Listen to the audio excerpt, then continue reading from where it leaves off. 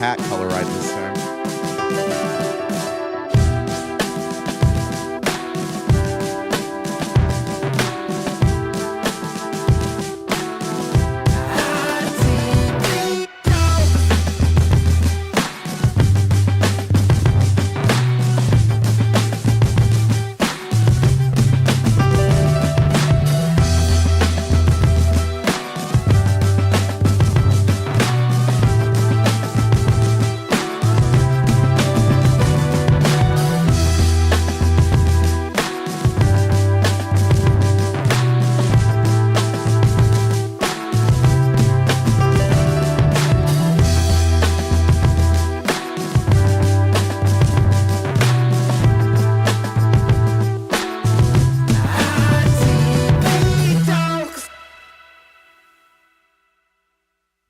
No mute. We got it. All right. Sorry about that. That's on me. It's my bad. I think Jen, is it working now? We got everything? Yep, looks good. Looks good. All right. Good morning, Jen. It's wonderful to hear your voice. Oh, yeah. Why do you have such high energy this morning? Just dealing with your nonsense first thing in the morning. Like any other Wednesday. All right. My bad. My bad. My bad to everybody. Well, since I'm here, do it. Just want to remind everybody, if you haven't already subscribed to us, please do so. We are crowdfunded, so if you guys could help us out, knock out that gift goal, Venmo, Cash App, PayPal, Super Chats, all of that. Are you want to do your announcement first thing? Or are you I'm trying to pull it up right now. Yeah, I forgot how to log into it, so I'm trying to. There we go. Do your stuff, and then we'll announce. No, I just noticed how you zoomed in, like you got like you're doing the zoomies like you had in the middle of the night. You're zooming. Oh, I don't know why it zooms and why it doesn't. It just does it. Got it. But yeah, no. So if you guys haven't already subscribed, please do so. I don't think we've got any oppositions yet in here, so I can't say if you're opposition to request me on Discord, but just remind everybody when the incels start wake up from their naps, remind them that they can message me on Discord and they can come up and yeah. So there's that. So did I tell you that my spawn was really upset that when it was raining, she said, I wish I had a pew that could shoot the rain and make it go away. The rain? Yeah, the rain. Okay. I told her that wouldn't work. For that, you need to use a rainbow. So stupid. Bye. Thanks, Jen.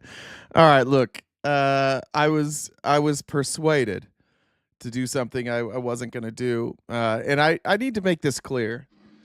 There is the thing I'm about to announce is something I'm terrified of because I'm terrified of all of you, and you know who I'm talking about. When I say I'm terrified of you, you know exactly who I'm talking about. If this applies to you, then it applies to you. Just sometimes you do things and you're like, people are going to abuse this. And I am concerned that people are going to abuse this. So let's not abuse. It's close. It's close. I am on Cameo now. This was thanks to Biter. Biter said to do Cameo. So we're doing Cameo, and I'm cool with whatever. I can send messages to your MAGA family, birthday question. All of these will be clothed. All of them will be clothed. I will not be reading dirty messages to your, well, maybe, depending on if I can get through them or not. But you know who you are right now. You know who you are if we're saying that we're not going to abuse this. It's in my link tree now. I loved Cameo in the 90s. I was expecting OnlyFans. If you were expecting OnlyFans, I don't think you know who I am. I think that we're not. Yeah, we're not on the same page. You didn't think this part through, obviously. Shocking you didn't think something through. We might have to add some some rules to this. Yeah, Jen will figure it out. Jen will figure out how to fix it all. Or I'll just let it happen one of the times. So yeah. Do your best. All Do right. your worst, I guess. It's PG-13. Let's call it PG-13. How about that? We can, but anyways, happy to do it.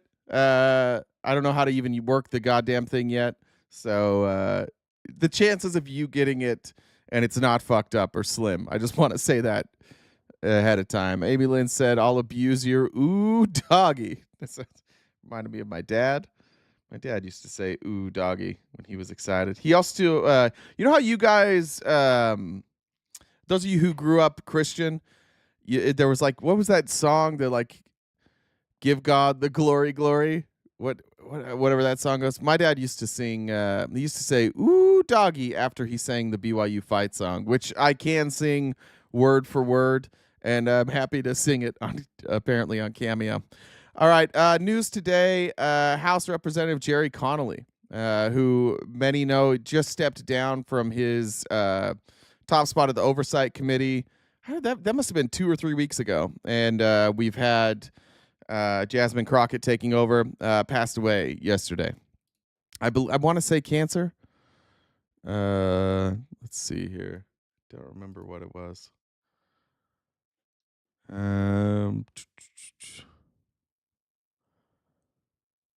What was it? Esophageal cancer. Yeah. So sad news for everybody. We're thinking about the Conley family today. It's never great. John IV said, kicking off donations today in honor of Tottenham Hotspurs. Do we say Spurs? We don't say Hotspurs. We say just Spurs. Kicking off donations today in honor of Tottenham Spurs playing in the Europa final this afternoon against Man U. Let's go Spurs. Fuck Man United. I agree with that. I am a Chelsea man myself, but I will be a Hotspur today. So go Tottenham. And yeah, also yeah, good point, Purple Kitty. Fuck cancer forever. All right. It's also weird. Like I don't know what to do with this. I'm not trying to be conspiratorial. But this is interesting. In the last 13 months, 6 House Democrats have died in office. You have Don Payne, Sheila Jackson, Bill Pascrell, Sylvester Turner, Raul Grijalva, how do you say that? Grijalva, and Jerry Connolly. That is weird. It is. That's a lot of people to die in office. But never. Don't worry about it, guys. Don't worry about it because we got a new sheriff in town. Let me just say this.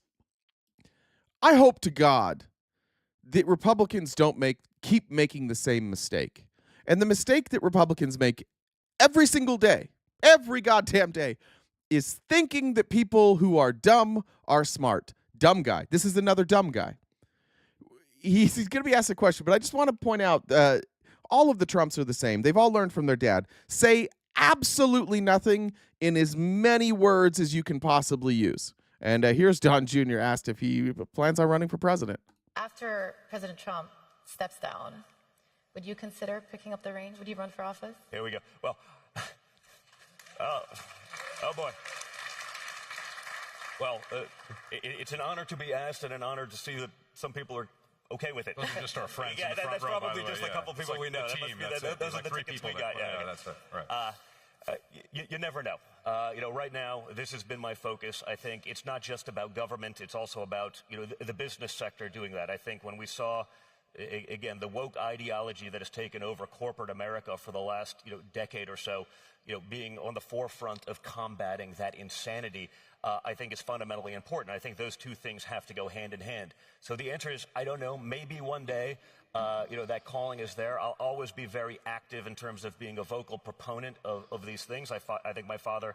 That's what I'm talking about. Like, I will, how many words do you need to say? I will always be very active in terms of, this is like a Trump saying, in terms of. It's just his way of like, I am going to speak loudly in terms of speaking and the volume in which I might speak, and loudly will be speaking in volumes in terms of loudness will I be speaking. They just say nothing. It works well for Republicans. Don't put that guy up. don't put that guy up as a candidate because you got too many fucking dumb people in your party, and they'll vote for him, and you'll be stuck with another moron. And we'll have to do this shit again. We'll have to do the same shit that we're doing now. I'm really looking forward to the day that a lot of people don't watch this show anymore because they can relax. They can just like sit down, have a beer or a joint, and fucking relax. That'll be nice. Charles said, let's get this goal knocked out. Thanks, Charles. Appreciate you, my friend. As a reminder, like Jen said, we are crowd-funded. And so anything you can do to help knock out our gift goal every day is greatly appreciated. And when we knock it out early, it always takes away Jen's stress, and then her jokes get funnier. Frankie said, just keep plugging, man. This is a tough battle. I'll guarantee you it's not just against Trump, though. It's all of them, mostly the inner circle, Miller and his crew. Yeah, that's true. But I don't know if anybody else would even bring Stephen Miller up. Like, nobody else is bringing up Stephen Miller as like a spokesperson. And then last but not least on the headlines today, the FDA is announcing...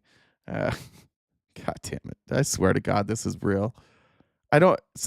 All this stuff I feel like wouldn't normally be real, but it's real now. We got RFK. We got the world's dumbest administration. The FDA is poised to restrict access to COVID vaccines. Food and Drug Administration will permit use of COVID vaccines by adults over 65 and those with certain medical conditions in the fall, but may require additional studies before approving the shots for healthy Americans younger than 65. Cool. Fucking cool. At this point, the additional doses offer uncertain benefits to many young and middle-aged people who've already been vaccinated or have had COVID. This is what I don't like. This is according to Dr. Vinay Prasad, the FDA's vaccine division chief, and Dr. Martin Macquarie, whoever the fuck that is. The FDA will approve vaccines for high-risk persons and at the same time demand robust gold standard data on persons at low risk. How just out of curiosity, doctors and Republicans, how is it that you plan to figure out what the benefits of additional doses of the COVID vaccine will provide to people if you don't give those people the COVID vaccine? How are you going to do the study? How are we going to figure it out if you can't get vaccinated? Just out of curiosity, how's that going to work? And what are you basing this on? Why have you decided to go this route? Has there been a whole bunch of new data that's come out that said that you're unsafe if you are vaccinated? Is there a bunch of new data that comes out that says that the COVID vaccine is unsafe? Because I haven't seen that data. In fact, all the data I keep seeing keeps saying that you should keep getting boosted. You should be vaccinated. That's all the data I've seen. So I don't know. Call me crazy. Maybe I'm crazy. We're just doing it for the fuck of it. The FDA will approve. During the pandemic, both Prasad and Dr. McCary sharply criticized vaccine mandates and other public health measures intended to turn back the coronavirus. This is what this is with RFK. This is what it is with these folks here. Is that they thought they were right. They were convinced that they were right. They were proven wrong. These are people who made assumptions and made predictions early on. They happen to be wrong, and now they don't want to admit they're wrong because they're all fucking grifters, and they're all making money off of being anti-vax, and so now they're using the government, just the good name of the government, and the FDA, to back their claims. Are they providing new data here? Is there a new study here that we're looking at? Or are they just saying, let's do it? Let's just do it. Placebo studies. We've done placebo studies. Imagine being such a sheep you are fighting to be vaccinated like livestock. Hey, you dumb bitch. You know why you're alive? You know why like your parents are alive? Vaccines. Yeah, like vaccines have saved all of us. You just don't know it. It's one of those things like, so yeah, you put on a seatbelt like a sheep. Yeah, like a seatbelt. Maybe you never noticed that the seatbelt helped you. Maybe you never got in a wreck. But then when you do get in a wreck, you're like, oh, that seatbelt makes a lot of sense now. I'm glad I had on a seatbelt. I'm glad the government said that you have to put seatbelts. Like, you guys aren't tough. I just want to be clear. Like, you are not tough by saying, like, oh, dude, I'm not a sheep. I don't get vaccinated. You're dumb. You're not. It's not tough. It's not like this. I think for myself. Why? Why do you, like when I don't know shit about cars? When I take my car in and they tell me that there's a problem with my car, I might get a second opinion. But what I don't do is be like, no, man, I know what I'm talking about. that the reason that the engine keeps failing and I lose power is because I was on the country station and I should have been listening to old rock. That's what I should have been listening to. This idea that like you're such a bad, oh, I don't wear a mask, dude. I don't get vaccinated. I ain't no bitch. Yeah, kind of though. Kind of a bitch, a little bit. It's like it's like the amount.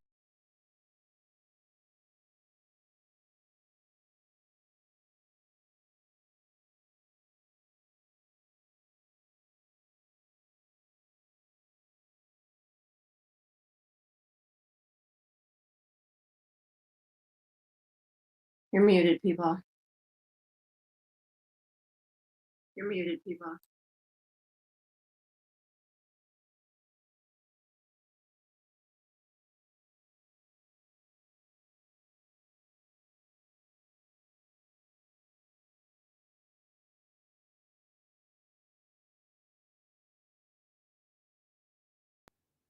Let's see. All right. It just cut the power to my mic. I wasn't even muted. I don't know how long was I muted for? Whatever. I think I just not long. There was a cut. Sorry, there's that. I don't think that one counts for the betters here. I don't think that counts as a mute. That was a lack of power. That was not a True. Not a mute. I didn't see you touch anything. Dang, you can see it right here. If this light right there, you'll see. Now it's green. Green. See, it was just dead. All right, thanks. Anyways, this is this is just the dumbness of this administration. It's one thing, like, by the way, if they came out and they were like, hey, now we have studies and we know the long-term effects of the COVID vaccine, and it doesn't seem to be very safe, or at the very least, there's some question about it. So now we're gonna do some more studies. I'm cool with that. I don't care. Like I dealt with long COVID. That sucked. My ex dealt with long COVID. It sucked.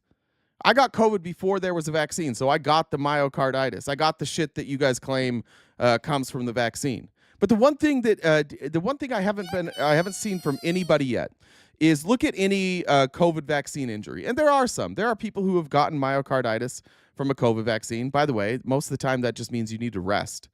Like it goes away. Mine went away. Most of the time it's not severe, but those who have had like vaccine injuries, if you compare the amount of people who, like, percentage wise, who were injured by the vaccine versus injured by COVID is much worse. The outcomes are much worse. I have yet to see a data set that says that not being vaccinated for COVID is safer for you than being vaccinated. Even, there you can look at the studies of people who got COVID and they had like the antibodies, and it's true that the antibodies were stronger than the vaccine. It's true that the antibodies provided from getting COVID, contracting it, were stronger than the antibodies of getting the vaccine, but they wane. It goes away. You lose that protection over time. That's the whole point of vaccines. That's the point of all vaccines. I just don't understand why we are so dead set on getting things wrong. I'll get to RFK later, but RFK is losing his fucking mind because RFK doesn't really have answers for any of this shit. RFK, I think, is just mad. I think he's just mad that he got a lot of heat. Like, he came out as this prominent anti-vaxxer, and he got a lot of heat, and a lot of people got mad at him, and he's on a revenge tour. And that seems to be unfortunately all this administration cares about doing. It's just being on a revenge tour. Look at JD Vance, who is, as a reminder, JD Vance is a bitch. But here's JD Vance on Air Force One. I think on Monday. This was on Monday after the announcement of Joe Biden having stage 4 or 9 or 5 cancer, depending on who you're asking. Here's JD Vance. Just can't be human for like 1 second because they are so obsessed with revenge and they're so obsessed with hating the previous administration that it's all they ever talk about. It's all they ever think about. I'm not sure that Vladimir Putin has a strategy himself for how to unwind the war, of course, that's been going on for a few years now. And I think there's also just a little bit of, look, there's fundamental mistrust between Russia and the West. It's one of the things the president thinks is frankly stupid, that we should be able to move beyond the mistakes that have been made in the past, but that takes two to tango. I know the president's willing to do that, but if Russia's not willing to do that, then we're eventually just going to have to say, This is not our war. It's Joe Biden's war. It's Vladimir. It's Joe Biden's war. Come on. They're obsessed. You guys are obsessed. All you ever think about every single day, you wake up, it's trans people and Joe Biden. That's all you ever think about. You never think about actually solving the problem. This is Joe Biden's war. Oh, okay. Yeah, that's why Vladimir Putin invaded Ukraine, because Joe Biden caused this. Putin's war. It's not our war. We're going to try to end it, but if we can't end it, we're eventually going to say, you know what, that was worth a try, but we're not doing it anymore. I'm not sure that Vladimir Putin has a... So moving on, here's JD going to talk more about it. Then he's asked, just like, hey, JD, are you human? Now, I have this theory about JD Vance, and I think that most Republicans don't agree with me. But once you see JD Vance for who he is, it's impossible to unsee JD Vance for who he is. JD Vance is a fraud. He's a phony. He has no thoughts of his own. He just goes along with what he thinks is the right thing to say at the time, and he'll flip on a dime. There's nothing about him that is authentic. You even go look back at like the book he wrote, Hillbilly Elegy. The people that lived around him were like, I don't know. That doesn't seem to be true based on our experience. He was the guy, like, this is the guy that was calling Trump Hitler. This is the guy that was like, I'm a never Trump guy. This is the guy that told you not to try, and now he's just like bootlicking every single day. JD Vance is a complete and total fraud. And he doesn't really have anything meaningful to say.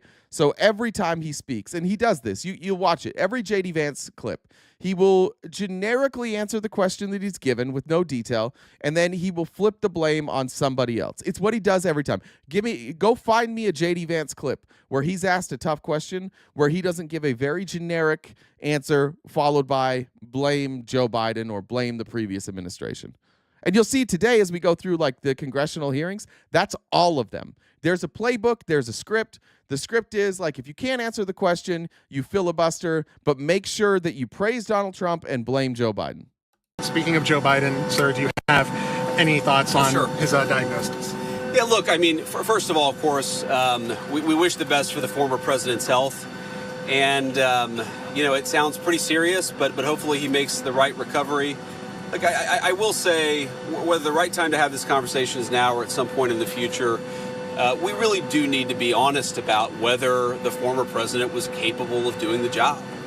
And that's no... First of all, why? Let's just say that what you're saying is true. And by the way, like, doctors have come out over and over again, and they've basically said this type of cancer, it advances very quickly.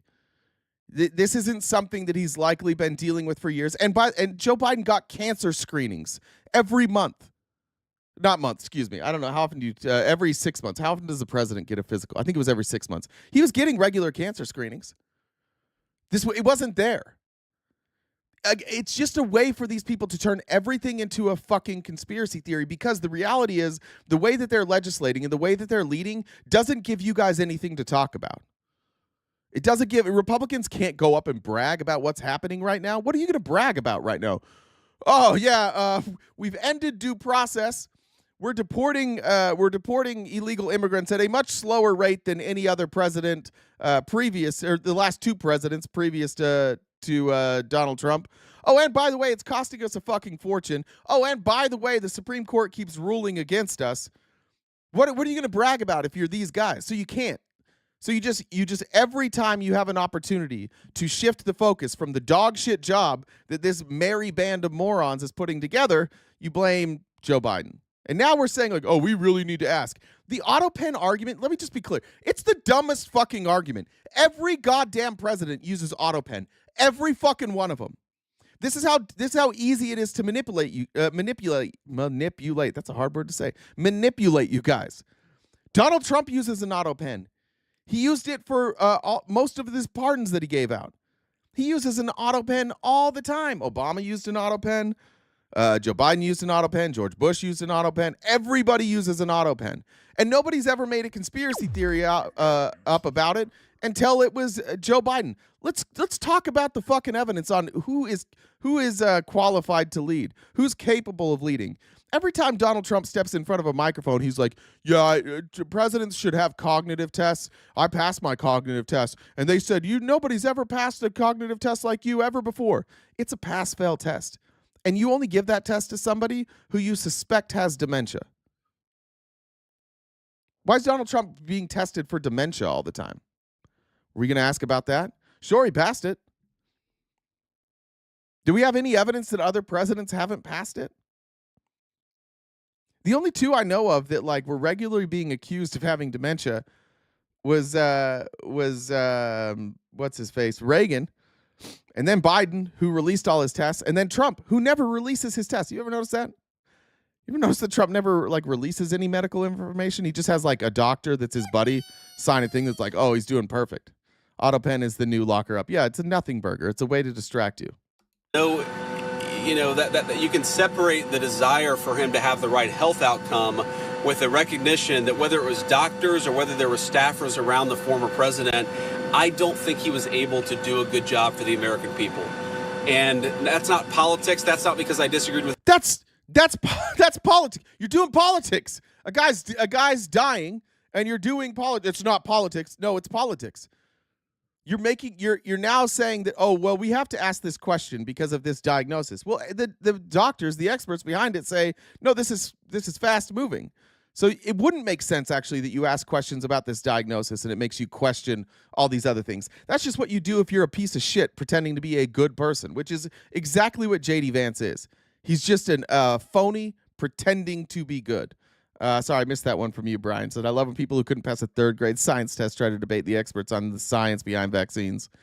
Johnny said muted. And Amy Lynn said works by cutting funding, problems disappear. Yeah.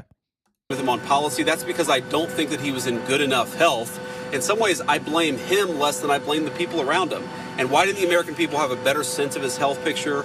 Why didn't the American people have more accurate information about what he was actually dealing with? Because he didn't have it, you dumb bitch. That's why. Like, this is what I don't get about Republicans. It's all just ask questions. You notice how he's not making any claims?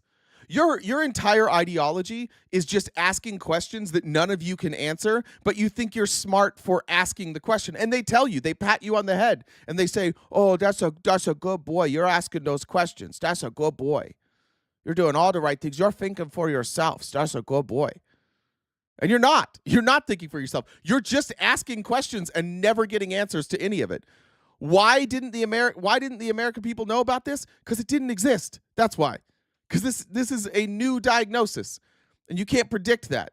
That's why we didn't know about it. And no, it shouldn't make you question whether or not you were being lied to. This is serious stuff. And this is the guy who carries around the nuclear football for the world's largest nuclear arsenal. This is not child's play, and we can pray for good health, but also recognize that if you're not in good enough health to do the job, you shouldn't be doing the job. Also, there's protections. This nuclear football thing, like, it's a cool political line. But there are protections. It's not like the president can just be like, hey, we're nuking North Korea today. And they're like, yeah, go for it. There are protections. And he also doesn't care around the nuclear football. But again, like the inhumanity of these people is what's really, really difficult to swallow. And the amount of sycophants who then show up to praise the inhumanity of the GOP. Who are you compassionate towards? You're all these Christian nationalists. Who are you showing compassion to at this point? South African farmers, like white South African farmers. That's about it. You don't want to quote the Black Eyed Peas too early in the show, but where is the love? Whatever happened to the value of humanity?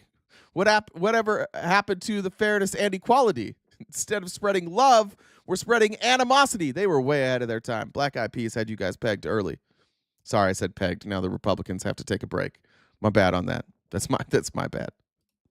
All right. Then if we're going to talk about if somebody's capable of doing the job, if somebody's cognitively capable of doing a job, can we talk about this fucking guy? First of all, he paints himself orange every day.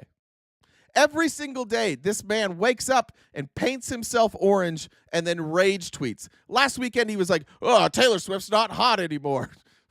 now he's posting videos of him like hitting golf balls at Bruce Springsteen because Springsteen's like, I don't really like this guy.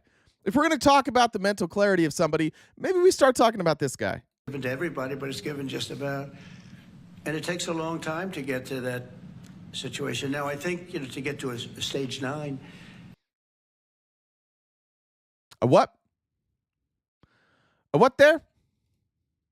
By the way, this was at a press conference giving out medals to fallen officers. You want to talk about somebody who like mentally is incapable of living in the moment and doing what's necessary and doing the job? This is a medal ceremony for fallen officers. And this dumb bitch has to make it about Joe Biden. And then he's like, oh, they were lying to you. It takes a long time to get to stage 9. Oh. Yeah. Some would say you never get to stage 9. Some would say it's almost impossible to get past stage 4. Some would say there's only 4 stages, but those people are just, I don't know, doctors. We're not going to talk about this guy. We're not going to talk about this deranged lunatic. This is not an intelligent man. This is not somebody who has their faculties together. You guys, it's the same as Reagan. You guys just like him so much that you overlook obvious problems. This guy just said Joe Biden must have had this cancer for a long time because it takes a long time to get to stage 9. The doctors, the experts are like, 1, not 9 stages. 2, this is a very aggressive, fast-moving cancer, so it's not likely that he had this. And they were checking his markers. So he didn't, he just didn't have it. Can we just say this? Like, he just didn't have it. But we have to have this discussion because you guys elected a fucking moron. And we have to have this real discussion on a day like today where they're bashing Joe Biden. They get up on stage and they say the dumbest shit ever, and you guys still go away. You still walk away with the same idea. Oh, yeah, he's smart. Joe Biden's bad. This is the ramblings of an insane person. I think, to get to a stage 9, I think that if you take a look, it's the same doctor that said that Joe was cognitively fine. There was nothing wrong with him. Well, he said, if it's the same doctor, he said there was nothing wrong. It wasn't the same doctor. It wasn't the same doctor. Again, that was like a general practitioner, right? The White House doctor. That's somebody who's doing like a general checkup. You don't go to your general practitioner or your family doctor when you're dealing with cancer. Like the diagnosis came from a specialist. It's not the same doctor. But see what he's doing here? He's just building a case. That's the same doctor. No, you're an insane person. Just answer me this question. Would any of you go in front of a microphone knowing millions of people are going to see you and make these type of claims without knowing? None of you would do this. None of you would get on a microphone and be like, stage 9 cancer, it's the same doctor. You would check this because you'd be embarrassed by the fact that everybody knows you're lying. But he doesn't have embarrassment. I love therapy. I'm a fan of therapy. I should go more often. I do have a therapist. But I remember one time, like, just struggling to feel like certain emotions, specifically like coming out of a cult. And you learn to, like, you just learn to put things on the shelf and like not feel guilt about certain things, like things like racism. Like, because it's part of the religion, because it's part of the doctrine, you just pretend that it's not there. And then you don't feel guilt about it because you're like, oh, it's God's plan. And so one of the things I asked, I was like, man, I asked my therapist, I was like, sometimes I just feel like I don't feel these things. And I think maybe like I'm a sociopath. And she's like, you can't be. Like, you wouldn't ask that question. You wouldn't even be able to think about the fact that you're a sociopath if you are. Like, you just have some walls up. I'm like, okay. All of us are like that. None of us would be willing to go out and lie like this every day. Admits that he's wrong. You guys don't ever have to admit that he was wrong. But these are the ramblings of an insane person. Wrong there, and that's being proven to be a sad. Also, telling me I need therapy? Bitch, we all need therapy. I wish we all had more resources to get therapy. You know how good it is to sit in a room and tell people all your feelings, whether they're real or not, and they can't tell anybody? It's great. It's fucking great. Go to therapy. Everybody go to therapy. Every single person here needs therapy, and that's not out of disrespect. We just all need it. Go to therapy. It's fucking great. Don't stop. That situation, And the auto pen is becoming a very big deal. You know, the auto pen is becoming a big deal because it seems like that maybe was the president who ever operated the auto pen. Once again, this is a fallen officer ceremony. They are here to talk about officers who were killed in the line of duty, and this dummy's doing this shit. This is not normal. This is crazy. Why are we doing this? Why are you guys pretending this is normal? But when they say that that was not given to everybody, but it's given just about, and it takes a long time to get to that situation. Now, I think, you know, to get to a stage 9, I think that if you take a look. Twice. Are we having mic issues? Jen, are we having audio problems? Scroll out and back in. I'll reset the mic to see if that fixes it. Back in. I'll reset the mic to see if that fixes it. I thought it went out for a second, but you came right back. I hear you just fine. Okay, cool. Thank you. Look, it's the same doctor that said that Joe was cognitively fine. There was nothing wrong with him. Well, he said, if it's the same doctor, he said there was nothing wrong there, and that's being proven to be a sad situation. All right. We don't have to hear it twice. That's not a normal thing that a president does. That's not a normal thing that human beings do. It's weird. Like I don't know why we're not talking about this guy's cognitive state. You guys want to focus on Joe Biden, and maybe that's why. Because you're not ready to admit to yourself that this guy has lost his fucking marbles. All right. Then last thing, with Trump and JD, they're all saying this now. Like, I want to be semi careful about this. Look, I think that Donald Trump is not a hugely intelligent person, to use Donald Trump words. Hugely intelligent. I don't think he's that bright. I do think he lies, and I don't think he cares who he lies to. And I think that Donald Trump all along has basically wanted to get out of this war with Russia and Ukraine. And I understand those of you, there's probably Republicans and Democrats here that think like, we're tired of funding this war. We're tired of being part of this war. And I think that there's plenty of room for disagreement on whether or not we should be funding Ukraine or not. What I think we should also be honest about is that he hasn't tried. He said he would end the war in 24 hours. He's nowhere close. Now, is it fair for us to say, yeah, you should be able to end this war in 24 hours? Is it fair for us to expect a president to do that? No, unless the president campaigns exclusively on that almost. Unless that president has said it 50 million fucking times that on day one he would get it done. Then I do think it's fair. And I wonder for you guys, I wonder why that doesn't make you question him. Why did he say that? Why did he say he would end it in one day with one phone call? If he knew that he couldn't do it, why did he say it? The answer is because he wanted votes, and he'll say whatever to get votes. And you know that, and we know that, and everybody knows that. But then the question is, why are you comfortable voting for somebody like that? Why are you comfortable voting for somebody who just like, you know, he's lying? Here comes the whataboutism. Everybody lies. But I'm asking this specific question. I'm asking a question about him. And I'm going to have the sneaking suspicion, whoever the Trump supporters are here, they're not going to answer that question. They're going to play whataboutism. But here's Trump talking about the war in Ukraine. And he and JD now are both kind of saying, like, looks like we're going to get out of this and we're not going to have to help anymore. I would sit down. Let me just put it a nicer way. If I'm president, I will have that war settled in one day, 24 hours. How would you settle that war in one day? Because I'll meet with Putin, I'll meet with Zelensky. They both have weaknesses and they both have strengths. And within 24 hours, that war will be settled. It'll be over. It'll be absolutely over. Do you want Ukraine to win this war? I don't think in terms of winning and losing. I think this guy, he doesn't think in terms of winning and losing. It's all he ever talks about ever, but he doesn't think in terms of winning and losing. Just so we're clear. He tells you things every single day that are so contrary to everything else he said, and he just gets away with it. Swish said, MAGA thinks the brain and prostate are connected because their heads reside up their ass. And Avi said, but Trump says nothing about those who made attempts on his life. He's worried about Tay and the boss.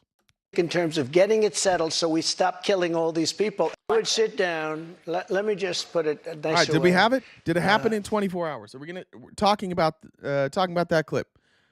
Did it happen in 24 hours? No. What are they talking about now? Now they're talking about just abandoning Ukraine. Donald Trump is on a worldwide gift tour. And Russia doesn't seem to be giving him anything right now. Ukraine's not giving him anything. So he doesn't really care. But the Saudis, the Qataris, they're giving him stuff right now. So he cares. He'll talk a lot about that. He'll talk a lot about inserting the United States, potentially even soldiers in the Middle East. Why? Because he's getting gifts. But because Ukraine and Russia aren't giving him a bunch of gifts, he's not really going to work very hard on that. He's like a kid that way. You got to or a puppy. You got to reward him or he doesn't do it. My dogs don't sit or shake or go to their spot where they have to be quiet without a little treat or like a good girl. Don't do it. Somebody clip it. It's how he is. He's just a little puppy dog. All right, let's talk about ICE.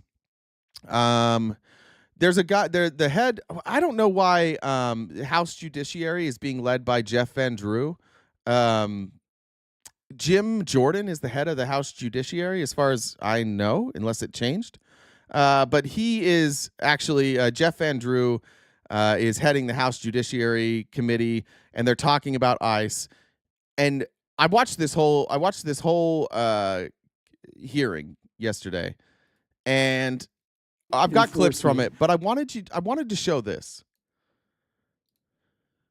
This is alarming, incredibly alarming. Jeff Van Drew here, who's like a Roger Stone knockoff, who probably got maybe Roger Stone's writing his speeches. Stephen Miller, Roger Stone, or some white nationalist is certainly writing their speeches. But this is him opening. So he's 5 minutes in at this point. He's kind of rambled on about all the normal talking points with ICE. He's going to play a video, and then he's going to tell a bunch more lies. And I'm going to talk about the lies that he's telling. But I want you to see, like, this is propaganda. They are the people in Congress are lying openly, and they're making videos about it so that you won't fact check it. You'll just feel that emotion. Here's this video's sick. This is how he opened a House Judiciary Committee hearing called Examining Threats to ICE Operations. Perhaps the most egregious effort is in my home state, the great state of New Jersey. We weren't run by a corpse for an entire presidential term, Lord Khaleesi Drakos. Khaleesi. We weren't. That's the thing. You got lied to. You don't have any evidence that Joe Biden was in. Look, let me take that back. Joe Biden was not the Joe Biden of old. But you have no evidence that cognitively he couldn't keep up. His words didn't always keep up. But if we're going to play this game, like, good Lord, go look at Bush.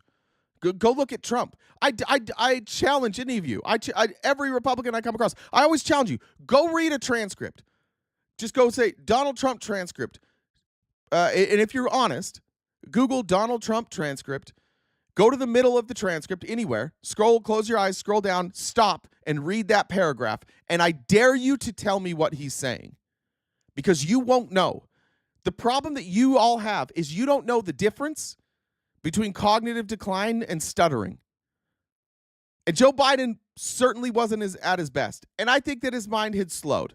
I think there's no question you can watch Joe Biden before and you can watch Joe Biden now or when he was president, and his mind certainly had slowed. Like, his ability to process that information and have that information move from his brain to his mouth, it has slowed. There's no doubt about that. But there isn't evidence that, like, he didn't know what was going on. However, go watch 2016 Trump and go watch fuck it. Let's just do it. I'll show you 2016 Trump and I'll show you 2025 Trump. There's a massive difference. Let's see. My ADHD is really kicking in today. Sorry. You guys are getting to me. Let's just play. Yeah, here we go. This one will work. Just even his delivery. I mean, he was also a little chonkier. That's all right.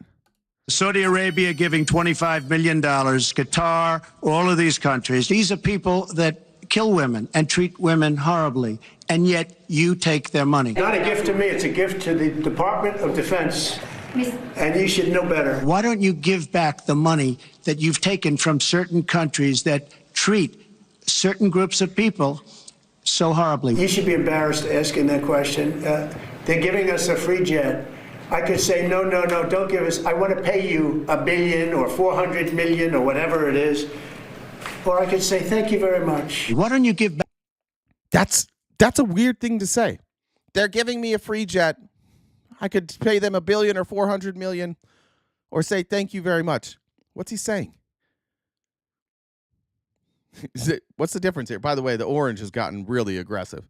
Back the money. I think it would be a great gesture. I thought it was a beautiful gesture. Now, there are those that say we shouldn't be accepting gifts to the Defense Department. And I would say only a stupid person would say that. It should have never happened. And I think you owe an explanation to the American people. We're giving to everybody else. Why wouldn't I accept the gift? If I ever said that, that's quid pro quo. What happened to the 2016 guy? Where's he? You're telling me those aren't two substantially... He's on both sides of the argument there. He's a totally different color. My mic's not muted. You son of a bitch. Totally different color. Totally different cadence. He's lost a step too. If we're gonna say honest stuff about Joe Biden, which is that he wasn't who he was, Joe Biden before VP Joe Biden was quicker, more nimble than President Joe Biden. 2016 Trump was quicker and more nimble than 2025 Trump. If we're gonna play this game, if we're gonna start having these conversations, I'm cool with it. But we can't keep pretending that Donald Trump isn't also cognitively declining. We can't. This is where we lose ourselves as a country. Is if you want to make that criticism, make it, but make it across the board, please. Apply it equally. Anyways, here's back to this hearing and the propaganda.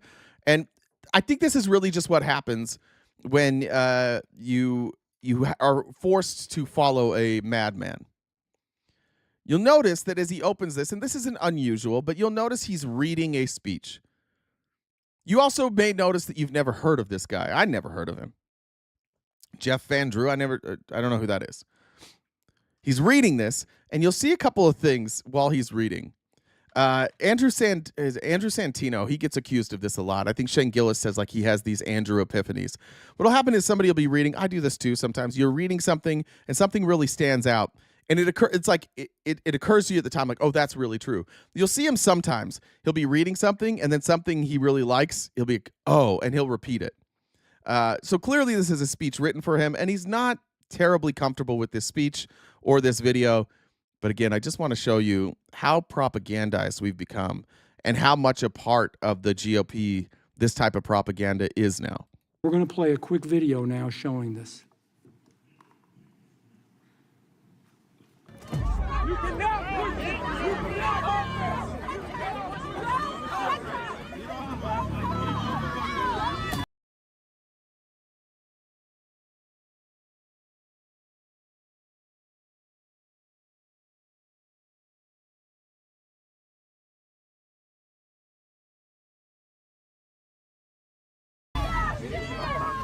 Oh shit, I was muted twice. All I was pointing out is that they've highlighted her so that you can see it. And I don't think that by itself is terribly problematic. But the music with this is if this is so violent. An ambulance there apparently turned away at the ICE detention center in Newark. We've seen at least 2 ambulances try to pull into this ICE detention facility here in Newark, New Jersey, and they turned that ambulance away. The detention facility holds members of MS-13, murderers, arsonists, drug traffickers, American killers.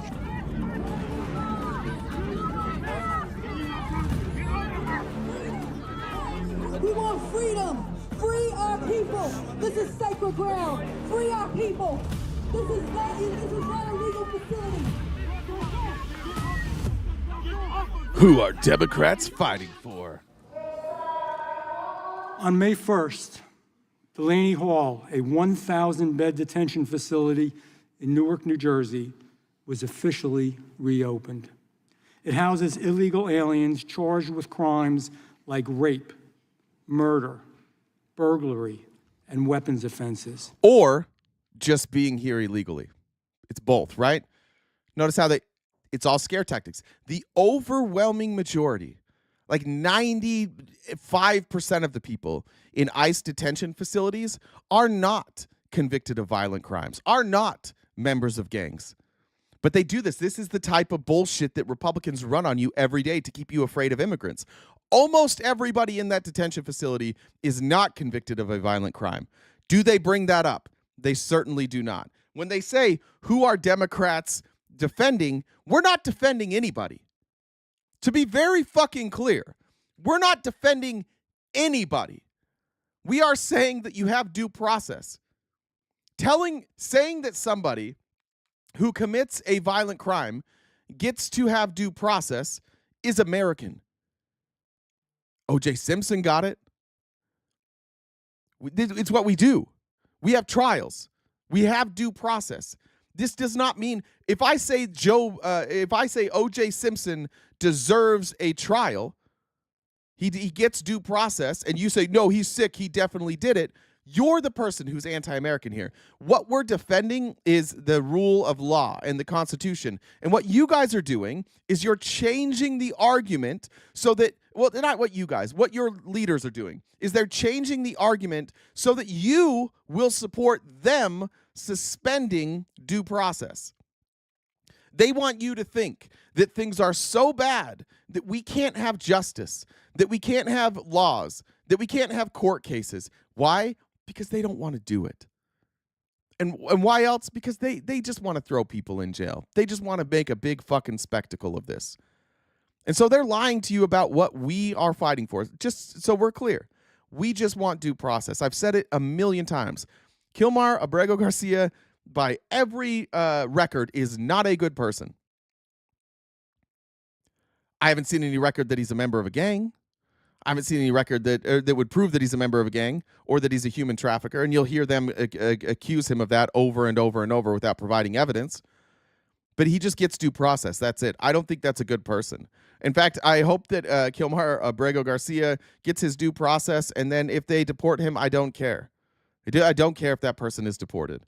He just shouldn't be given a life sentence in prison without a trial. That's all. That's not a crazy thing to say. Facilities like Delaney Hall are desperately needed to help prevent dangerous criminal aliens from remaining on our streets, on your streets. Fun fact, cognitive decline starts in your 40s. Fuck, it's right around the corner. I wed a therapist. That's how much I love therapy, FOD. Awesome. The reopening of Delaney drastically expanded ICE's detention capacity in the Northeast and enhanced the agency's ability to manage the increasing number of enforcement and removal operations of illegal aliens in our country. Despite the severity of their crimes and illegal status in our country, those being detained at Delaney Hall are treated with dignity. Okay. And are housed in a facility that exceeds the standards of many of our own U.S. prisons. It has clean dorms. It has indoor and outdoor recreation areas. It has mental health services, and medical services. It has phones, webcams, and consular access. And yet from the moment Delaney Hall was reauthorized to operate as a detention facility, it has been under constant, relentless political assault. Local officials have used inspections, lawsuits, and bureaucratic hurdles as weapons. So just the law is a weapon now? They've been using it. Do you understand what they're saying here? It's under attack because people don't like how it's being used, and they're using the law as a way to combat that. They're going through the legal process to combat that, and they're calling these weapons. They're not weapons. They're tools. They're tools available to all of us, or supposed to be available to all of us, and they are tools that are supposed to be guarded by him. I don't know. We have to stop letting Republicans like create narratives out of thin air. They are not following due process. They are breaking the law. And they are breaking the law and telling you that it's okay because these people are so bad that they have to break the law. It's okay if your rights get taken away. We're just stripping people of their rights. It's no big deal, Republicans say to you. Just look the other way. It's fine. By the way, if the president is if they ever rule that the president can just suspend habeas corpus without any evidence, that he can just do it whenever the fuck he wants, Constitution done. Balance of powers is done. Checks and balances is done. Because then he just gets to suspend the process for anybody he doesn't like. And all he has to tell you is like, they're bad. And you'll buy it. And that's what you guys have bought into. You've bought into immigrants bad, they don't deserve rights. Not to make the facility was operational, but to completely shut it down. Outside of the facility, there have been coordinated protests led by political figures, including... I don't think, by the way, I don't think you guys even know what we're fighting for. This is the problem. You all are so fucking brainwashed. There's dangerous criminals in there. You guys are defending it because Orange Man bad. No! Jesus fucking Christ. No! They get due process. That's what makes us different. That's why we started this country, for due process. Because we didn't want to live under a king. We didn't want to have to trust that the government just got to do what they want and we get to go along with it. I'm sorry from your position in the cuck chair that you think like we're so out of our minds. Nobody, zero people, ever. You won't find a single quote from any of these people in Washington who are saying, we want to let out those criminals. Let them free. Nobody's saying that. We're simply saying that they have the right to have their case heard. And you guys won't say that because then it doesn't allow you to be fucking racist. That's it. We'll scream our argument into your face. We will show you our argument in court documents.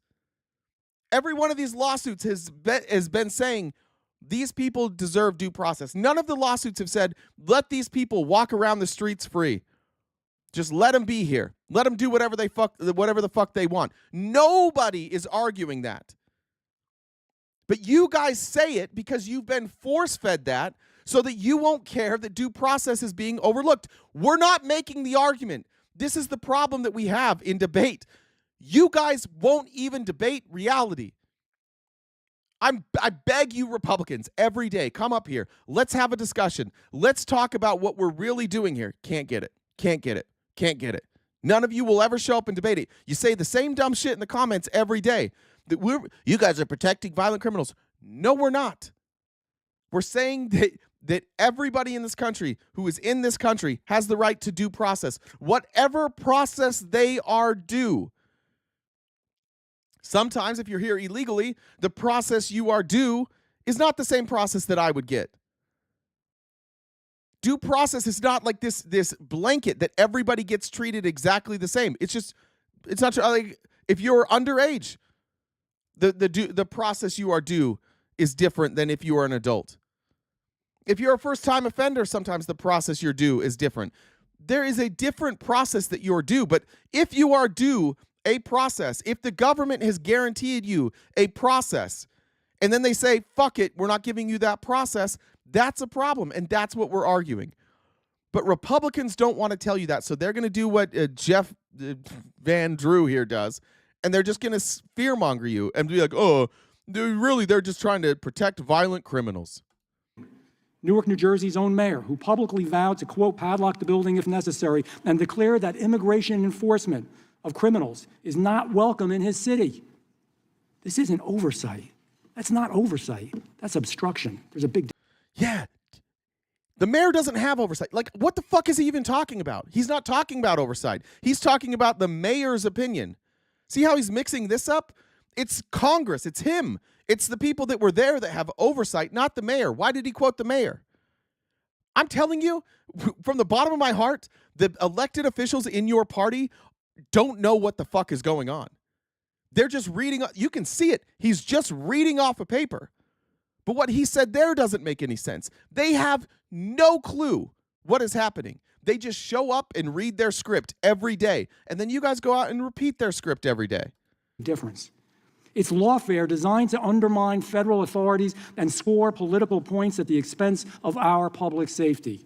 On May 9th, the tension culminated in a shameful display by the mayor of Newark, New Jersey, and members of Congress who stormed into the facility without clearance, without following protocol, and physically disrupted law enforcement operations. Let's be very clear about that. If you are a member of Congress, you do not need to schedule a visit. You do not need clearance. You have oversight. The people breaking the law that day were the ICE agents. They have no authority to block members of Congress from going into that facility. None. So when I realized that Alina Habba has charged, what was the congresswoman's name that she charged, if you guys have it in the chat? I realized Alina Habba is charging her. But she's in for a very rude awakening when she gets to court and they actually look at the law. If we're talking about assault, if we're talking about impeding an official action, it was the members of ICE who were impeding. It was they who were assaulting. You cannot stop somebody from entering somewhere they're legally allowed to go. That's assault. This thing that he's talking about here, where like they were allowed in. They're not, those agents can't tell them no. Kristi Noem can't tell them no. They get to go in there. The Congress created ICE, and Congress created ICE with oversight. And they said, we get oversight because we're going to give you all this new power after 9/11 to go hunt down terrorists. But because of all this extra power, we're not going to have this separation here. We're going to have oversight. We get oversight. So we get to go tour those detention facilities whenever the fuck we want. And they tried, and ICE tried to stop them. They assaulted members of Congress. Not the other way around. They can tell you that it was the other way around all day long, but it wasn't. ICE members assaulted members of Congress according to the law. They cursed at staff. They shoved past security. Fuck them. They assaulted federal law enforcement officers. And for what? To free whom? Criminals? I'm going to show some more pictures. Here comes, more propaganda. Again, there's thousands of people there, right? Hundreds? How many pictures are they going to show us here? So the question I have, was it to free Hugo de la Torre Tomia, wanted for prosecution in Peru for the crime of raping a minor? He's wanted in Peru. Cool. That's why we detained him. Cool. Was it to free Jorge Luis Sanchez Luna? Oh, and nobody's calling to free him. And nobody's calling to free anybody. What? Like, I don't know what he's talking about. They're only saying that, like, you can't lock up people there who haven't committed violent crimes without due process. That's it. Did anybody here for Jorge Luis Sanchez Luna? No. A Mexican national who is a registered sex offender who sexually assaulted his own daughter. Or was it Lopez Reyes, a Mexican national who's wanted in Mexico? They want him back in Mexico. He's a fugitive for the offense of rape. Nobody's calling for him to be free either. So this little slideshow he's going through, are you trying to free this person? The answer to all of these people that he says we're trying to free the answer is no. Nobody's trying to free any of these people. They're going in to audit the detention center. That's it. All those members of Congress were going to tour the facility to make sure that ICE was doing their job, which they're congressionally not only authorized to do, mandated to do, obligated to do. They were doing their job. And you sent ICE agents to stop them. Ask yourself this. Why do you think they didn't want members of Congress in there? Why do you think they stopped them from coming in? What was the point of that? Why not let members of Congress in there? While we're talking about the law. There's no reason not to let them in, right? You guys are doing everything by the book, right? You guys you're not mistreating anybody. You're not locking up people who shouldn't be there, right? So why all this secrecy? And why are the Republicans, they're like, we don't trust our government. Suddenly you guys have a lot of trust in the government. Here again, this is Congressman Kim talking to Kristi Noem in their congressional hearing. Kristi Noem is, I'll show you in a minute, she's cooked. She's going to do the same thing. It's a playbook. Ask them questions about what they're doing, and if you're a Republican, just respond by saying, you guys are just protecting criminals. Don't ever answer the question. Just deflect every time and say you're defending criminals. It's not defending a criminal to say they are owed a process. If you don't like it, Republicans, change the law. Remember, you patriots, you freedom-loving, Constitution-loving motherfuckers, change the law then. If you don't like the law as it is written, you don't get to just ignore it. Change it. If you probably have the votes to change it, so change the fucking law. But you don't want to change the law. Why? Because the law grants Congress authority, and none of you want Congress to have authority. You just want Trump to be able to do whatever he wants. We voted for this. We voted for a monarchy. Well, unfortunately, we still have courts. A press release came out from the Department of Homeland Security a couple days ago. It said that members of Congress in New Jersey that went to the Delaney Hall ICE detention facility could, quote, could have just scheduled a tour. I guess I'd just like to hear from you if you can confirm that you understand that members of Congress by law are allowed to show up unannounced to conduct oversight visits of ICE detention facilities. Yes, they can conduct oversight, but Senator, what I would ask is that they understand. So wait, hold on. Now, all you Republicans who just said I was wrong, I think somebody said, is this guy right about anything? Okay, now Kristi Noem agrees with me. They can show up whenever the fuck they want. She agreed with me. Yes, they can do that. But now she's going to deflect. And that doesn't mean they could show up with a mob with the intention to break in and assault law enforcement officers. That's what happened at Delaney Hall. That's what we did. That's what the Democrats did. We sent a bunch of people in their 60s and 70s. We're like, go fuck them up. Go fuck them up, guys. That's what we did. We sent our most senior politicians to go fight against law enforcement, to break in and to assault officers. That's what we did. Do you see the people we sent? You think that was our fighting squad there? The amount of mental gymnastics and hoops you have to jump through to believe that this idiot is saying anything sensible, that's tough. That's a bridge too far for me. Last week You're familiar is that those individuals and those members of Congress were surrounded by criminals, creating criminal and perpetuating criminal acts. You understand but that when they you were show up already and ask for a within tour, the we facility. facilitated every single tour that every member of Congress has wanted. We've always done that, and we have to, when we have a tour, also make sure that we've addressed security concerns and have enough staff and all of that, and we were accommodating that when those individuals showed up and they decided instead to break in. You know that they were already... They were let in, by the way. They opened up the gate. They were let in, but they can go in there. That's like saying I broke into my own house. You can go in there. Kristi Noem doesn't get to say oh, you got to wait. Oh, let me schedule a time. She doesn't have that authority. Already on the ICE premise, already facilitating into having the tour when there was the arrest of the mayor. They were not breaking into They had broken through the outer fence, and they were interior on federal property when the crimes occurred. They were invited in by ICE as the ICE was preparing to give them a tour. That doesn't give them an excuse to start punching law enforcement. You understand that nobody punched law enforcement. Nobody punched law enforcement. Sometimes they knocked law enforcement hands off them. That lady got pushed into law enforcement and kind of forearm shivered the law enforcement. God, these officers are getting weak as shit. Do you see the level of lies that she's telling here are absolutely batshit crazy. She said that we sent a bunch of senior citizens to go fight law enforcement, and now she's like, they punched them. First thing she said is they broke through the first gate. No, they were invited in. They were let in. Yeah, well, they were let in for a tour, not to punch law enforcement. They didn't punch law enforcement either. Why are you guys going along with this? This is not only is it lies, which I expect you guys to be comfortable with lies at this point. It's dumb lies. It's like she's really bad at it. She can't even come up with a story that makes any fucking sense. They were not storming the fence. Well, I don't understand. Are you making excuses for their behavior that day? I'm just trying to clarify what exactly Oversight is an important part of what Congress does and what you provide to our department, and we welcome it. We give tours when members of Congress ask for it. We just ask that they not be politicized, that they actually are there to provide the oversight that is needed to ensure that we're doing due diligence in our job.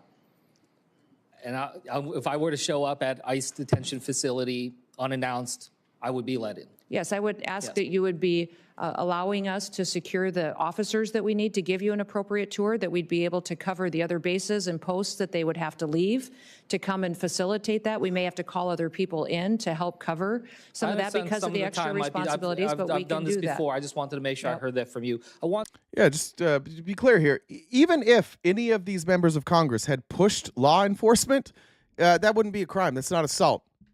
Law enforcement was ICE was in their way. ICE was making it so they couldn't perform their functions. And if nobody's allowed to just stand in my way. Nobody's allowed to grab my arm if I'm out and I'm moving in a legal capacity. If a police officer grabs me and they have no legal right to do it, I can push that police officer. Fuck yeah, I can. But again, nobody got punched. That's silly. But if they are holding you back from doing something that you are legally required to do, and they have no authority to hold you back, fuck you, push them. Who cares? You tell me that now police get to detain you just for no matter what? You guys are just bootlickers, man. Like imagine I hope when police pull you over for something stupid and they get you out of your car and they cuff you and they put you in the back of a car, I hope you just cuck up then like you're cucking up now. You hit your knees for the back in the blue. The police officers there were the problem. Kristi Noem is the problem, not the people who are going to do what they're congressionally obligated to do. Now, if we wanted any more evidence that Kristi Noem was an idiot and has no clue what she's doing, I think this should end all doubt here. Here's Senator Hassan. So, Secretary Noem, what is habeas corpus? Well, habeas corpus is a constitutional right that the president has to be able to remove people from this country and suspend their right let me stop you, ma'am. Habeas right corpus, excuse me, that's incorrect. President habeas Lincoln corpus, used it. Excuse me. She's just going down the talking points. Lincoln used it. Trump has the right to do it. Nobody thought to tell Kristi Noem, hey, they might actually ask you what this term means. She only knows what she's been told. She legitimately doesn't know what it means. She's great at this job, though. Trump pardoned rapists and pedos from January 3rd. Yeah. Or January 6th, 3 + 3. I see what you did there. Yeah. And fun fact, cognitive decline. I read that one already. All right. Habeas corpus is the legal principle that requires that the government provide a public reason for detaining and imprisoning people. If not for that protection, the government could simply arrest people, including American citizens, and hold them indefinitely for no reason. Habeas corpus is the foundational right that separates free societies like America from police states like North Korea. As a senator from the Live Free or Die state, this matters a lot to me and my constituents and to all Americans. So, Secretary Noem, do you support the core protection that habeas corpus provides, that the government must provide a public reason in order to detain and imprison someone? Yeah, I support habeas corpus. I also recognize that the president... Yeah, she doesn't know what it is. See what the problem we have here? I support it. Yeah, you don't know what it is. Purple Kitty, Amy Lynn both said 8647. Watch it, guys. The FBI is going to show up at your door. Brianna said Benedict Cumberbatch has revealed that as a child he suffered with crippling constipation. No shit, Sherlock.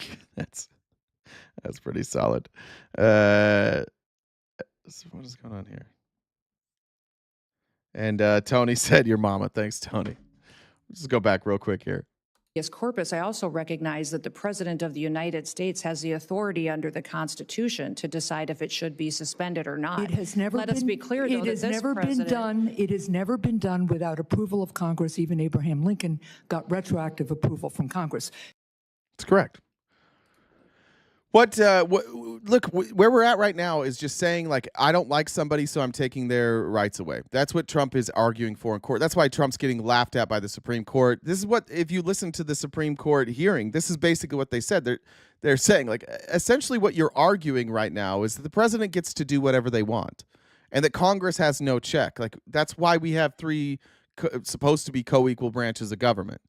Supposed to have that. There's supposed to be checks. Of course, we wouldn't give the president power to do whatever he wants. What's up, Jen? No. Hey. I was just letting you finish.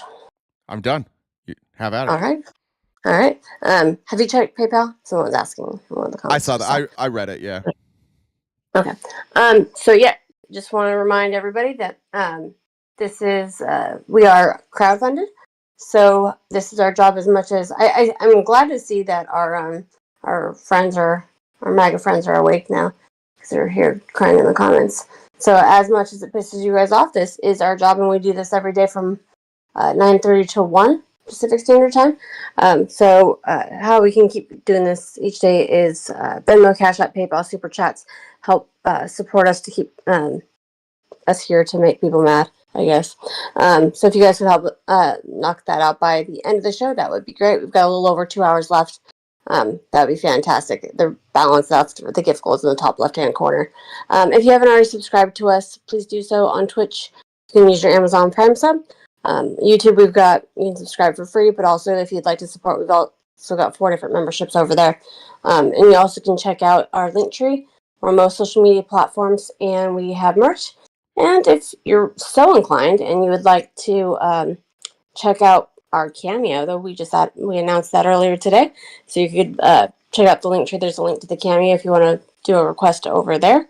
And then if you guys disagree, because there's a lot of you that are saying he's wrong, and if you want to prove him wrong, you can come up in real time. And how you do that is if you look at the Venmo, it's Jen with 2 N's, Deb 2 B's, the number 1. That is the same handle as my Discord username. If you want to DM me on Discord, I can bring you up in real time to have this conversation. You won't, but you can. Have you noticed the people that are commenting on videos now, like after they're live, they're like, this host refused to debate me. I only bring facts. The amount of people that are commenting every day that we refuse to debate, who just like will not come up here and debate. It's wild. Well, they think that you should debate from the comments, which we've said 1,000 times that we don't debate the comments because that's just silly. It just doesn't make sense. So, but I mean, none of you have the balls to DM and come up in real time. So, I mean, that tracks. But yeah, so there's all of that. We've got a little bit more time left. So most people have heard of Karl Marx. Yeah. But few know of his sister, Anya, an Olympic runner. Her name is still mentioned at the start of every race. She's a legend. She's an absolute legend. That came from Namaste. Thank you, Namaste.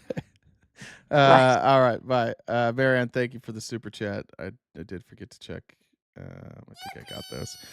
And by the way, just remember that every time you donate to us, it pisses off a Republican in the chat, and they don't like that. Now, listen, I want to give Kristi Noem a fair shot. I don't want to be overly cruel. Maybe she just didn't know what habeas corpus was then, but she got another chance to explain what habeas corpus was, and this time she absolutely crushes it. So, Secretary Noem, what is habeas corpus? Hibiscus cactus is the constitutional right that the president has to remove anyone from our country. That's incorrect. Okay, well, it seems to me that you already know the definition of habanero corporate. Why are you asking me? Excuse me. Habeas corpus is the legal principle that requires that the government provide a public reason for detaining and imprisoning people. I have provided plenty of proof for hubcap coupons, like Photoshop tattoo pictures. Now listen, I would appreciate it if you guys would just let me wield all this power without understanding it. So, Secretary Noem, do you support the core protection that habeas corpus provides, that the government must provide a public reason in order to detain and imprison someone? Can we just stop talking about Harry Bus Carcass for a second? What I want to know is if you guys are going to approve my new Gulfstream private plane for $50 million. Because I can't fit all my costumes in just one private plane. She nailed it that time. She's really good that time. It's probably give credit. That's Maggie, right? That's her name. Her name, TikTok user there was Mermaid Mama Maggie. So you can check that out. Honestly, made just as much sense then. Then Blumenthal Senator Blumenthal gets in with Christie. I don't know. I guess she has to. They gotta replace her. They gotta put somebody else up there. This is getting embarrassing. Let me go to debate Joe Rogan. Look, I would debate Joe Rogan. I would go on Joe Rogan. I would go on Charlie Kirk. I would go on any of these places you're telling me to go. Go talk to them. Tell them to invite me. You think I'm afraid to debate any of the dumb bitches on the right? Not once. Like you'll see. There's a video coming out from Jubilee soon. You'll see me on Jubilee. It doesn't go well. And it doesn't go well not because Republicans are dumb, it's because they're wrong. Supporting Donald Trump and supporting this administration is really difficult if you're going to use facts. I don't think Charlie Kirk or that Andrew, whatever his angry mess is, I forget his name. I've seen him debate. He just yells at everybody and says, "You're filibustering. Why are you filibustering? Why are you filibustering?" Like he says that 87 times per fucking debate. Tell them. Go talk to them. Go ask them why they don't debate me. Go ask every creator on the right why they don't debate me. Go ask older millennial why he won't debate me. Ask Jen how many people we've tried to get to debate who won't do it. The reason they won't do it is because I don't play like that bullshit. I'm not really partisan. I'm not really a Democrat. You can talk shit about Joe Biden and I'm not going to care. You can say things about Democrats that are true and I'm not going to care. All I ask is that we debate about things that are true.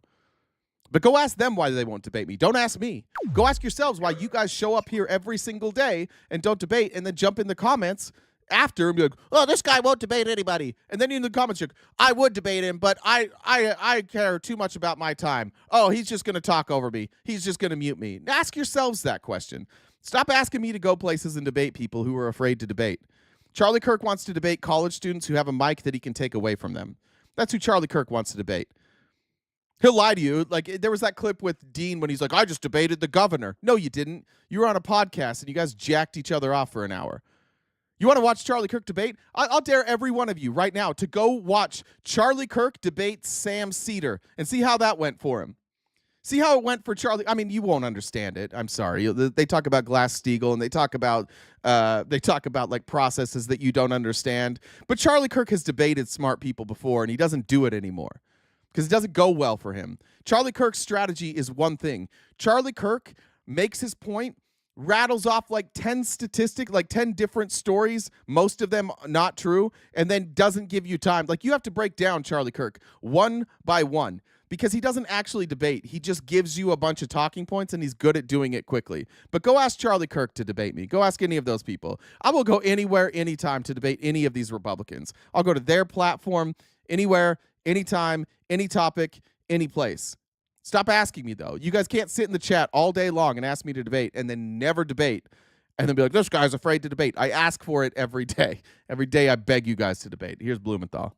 some of the expenditures that your department is making, $200 million for an ad campaign fawning over President Trump's supposed accomplishments, $21 million between January and April for transporting around 400 immigrants to Guantanamo Bay. About half of them were flown back to the United States. $6 million to El Salvador to imprison 300 individuals in a prison known for grave human rights violation, and many more, including $1,000 to immigrants wishing to self-deport. I understand one of the planes left within the last 24 hours. None of these expenditures are in your present budget. Aren't you going to run out of money before the end of this fiscal year? The continuing resolution doesn't cover any of them. No, all the dollars being spent are being utilized as authorized and appropriately for the situation. Well, that flight that left yesterday. Yes, he just lists, here's a bunch of things that haven't been authorized. And she's like, they've all been authorized. She doesn't know. I'm telling you, like, there's a little bit of, like, I don't like Kristi Noem, and I think she sucks at this. But I do think that the people who put her in this position knew what they were doing. I think they knew they were just putting a dummy up there with a pretty face, and they were just going to let her take all the heat for this. And when it all comes crashing down, like, she's going to be the one who loses her job. She's going to be the one with a ruined reputation. It'll just be another instance of Republicans blaming women for dumb shit that Donald Trump did.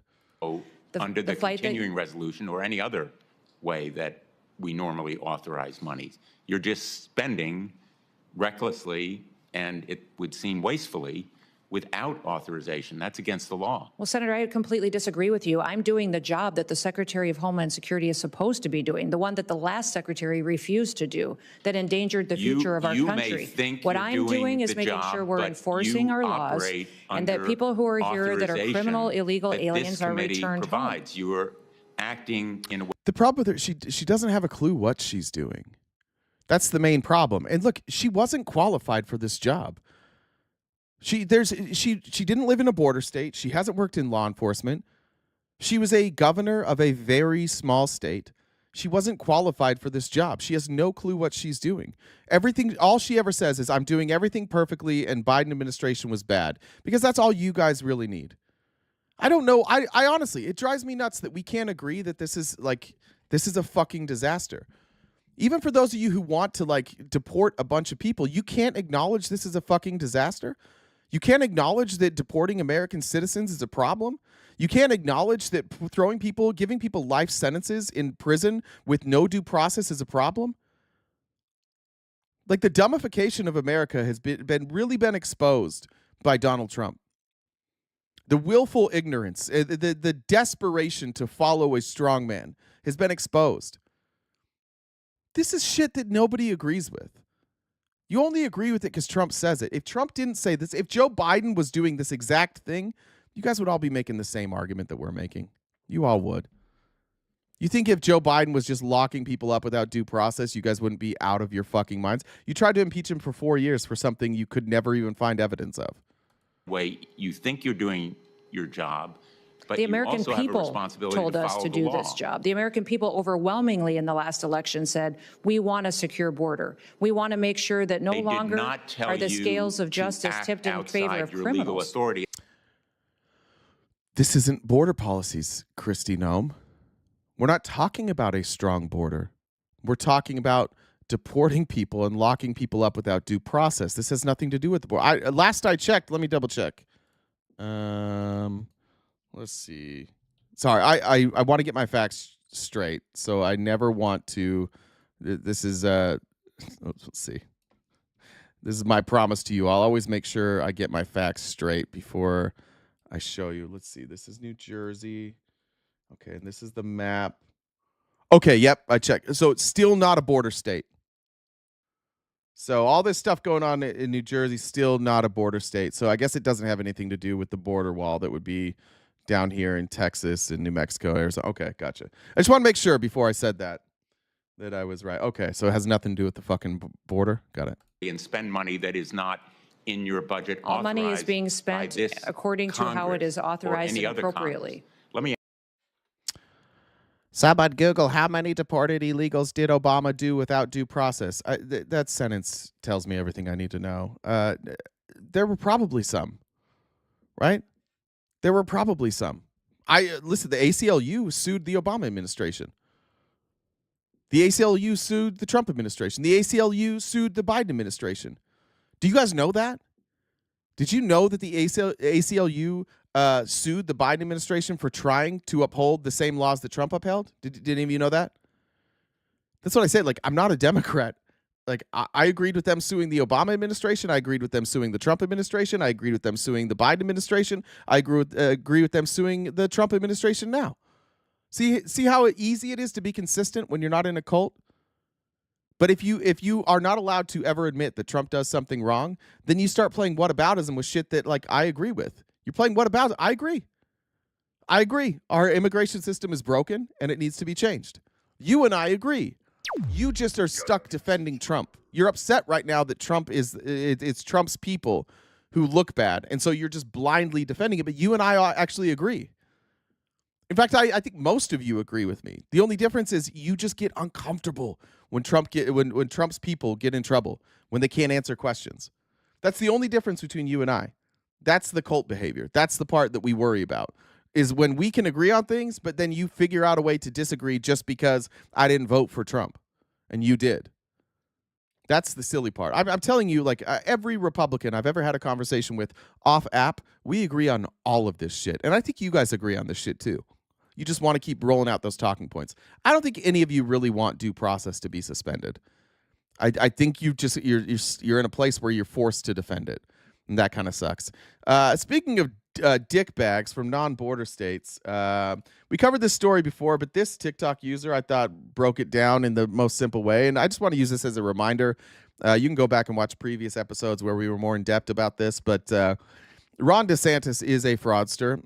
So is everybody who ever comes out of Florida, like, and works in politics. Like, they all are just fraudsters. Rick Scott had to pay back, I think, $1.7 billion because of Medicaid fraud, maybe Medicare fraud. I don't remember which one it was. It was one of those two. But Florida, one of their favorite things to do in Florida is steal money from poor people and give it to rich benefactors. And that's what the DeSantis team, his wife and Ron DeSantis, did here. And this TikTok user did a great job. Oliver Larkin. I thought this was brilliant, how we put this together. 2 minutes. The blatant corruption of Ron and Casey DeSantis is proof of how broken and dysfunctional the state of Florida has become after 30 years of unified Republican rule. Let's break it down. First, what is the Hope Florida scandal? I have to give all credit to Florida State Senator Carlos Guillermo Smith of Orlando, who broke it all down right here. Florida taxpayers were owed $67 million in Medicaid reimbursements from a crooked company that overbilled the state, because Medicaid is corrupt. The health care that Medicaid provides is good, but the insurance fraud that Medicaid enables is... By the way, that healthcare insurer that overbilled, huge Republican donor. So this Republican donor overbills the state. The state pays out the Medicaid, and then they find out through the court system because, guess what? A non-conservative sued them because conservatives are cool with stealing money from poor people. There's like, they shouldn't be getting free money anyways. So they got sued. Now the state gets this money back, right? And here's what they decide to do with it. Did they give it to the people who deserve it? Fuck no, they don't. Not in Florida. Is bad. So state of Florida is owed $67 million in Medicaid reimbursements back to the taxpayer. Ron and Casey DeSantis instead funnel $10 million of that to Casey DeSantis's foundation, Hope Florida, hence the name of the scandal. Hope Florida's whole deal is they try to get people off of government assistance onto private and religiously run charities. But the money doesn't stay there. Almost immediately... Okay, so if that's where it went, like, there would be some justification. I would still hate it because churches are tax exempt and they historically don't do nearly as much with their money as they say. But there would be like some justification there saying, like, we're going to funnel this money to these other charities who are actually reaching out and trying to help poor people. That would be... Like, I think this would be a non-story. I don't think anybody would really be reporting on this story if it stopped there. But like he says, once it goes into the church, then it all of a sudden, like, goes somewhere else very quickly. Run charities. But the money doesn't stay there. Almost immediately, $5 million of that goes to the quote-unquote Save Our Society from Drugs that was dedicated to defeating the recreational marijuana amendment. The other... Oh, shit! Oh, shit, that Medicaid money that's supposed to go to poor people instead went to pay for advertising and door knocking, all so that your government in Florida, by the way, these freedom-loving Americans in Florida, we love democracy, we love the will of the people. 57% of people in Florida voted to make, was it medical or recreational marijuana legal. But in Florida, they're like, you know what we're going to do? We don't really think that the people are smart enough, so we're going to have a barrier. In order to get something passed, we need 60%. So you just don't get recreational marijuana. Sorry, Florida. By the way, it's great. I live in a state where recreational marijuana is what is saving. It's currently saving our budget. Republicans actually wound up voting for recreational marijuana in Arizona because they've given away so many handouts to private schools, and our education is crumbling, that the only way they could figure out to tax and pay for it is by taking the sales from recreational marijuana, the tax, and investing it back into schools. So this would be a great way for Florida to pay for some of the things. Maybe they could subsidize insurance a little. Maybe they could help people who are in the path of hurricanes get a little relief. But instead, they're like, well, let's make sure that nobody has recreational marijuana. And again, just stealing from poor people to pay for anti-recreational marijuana.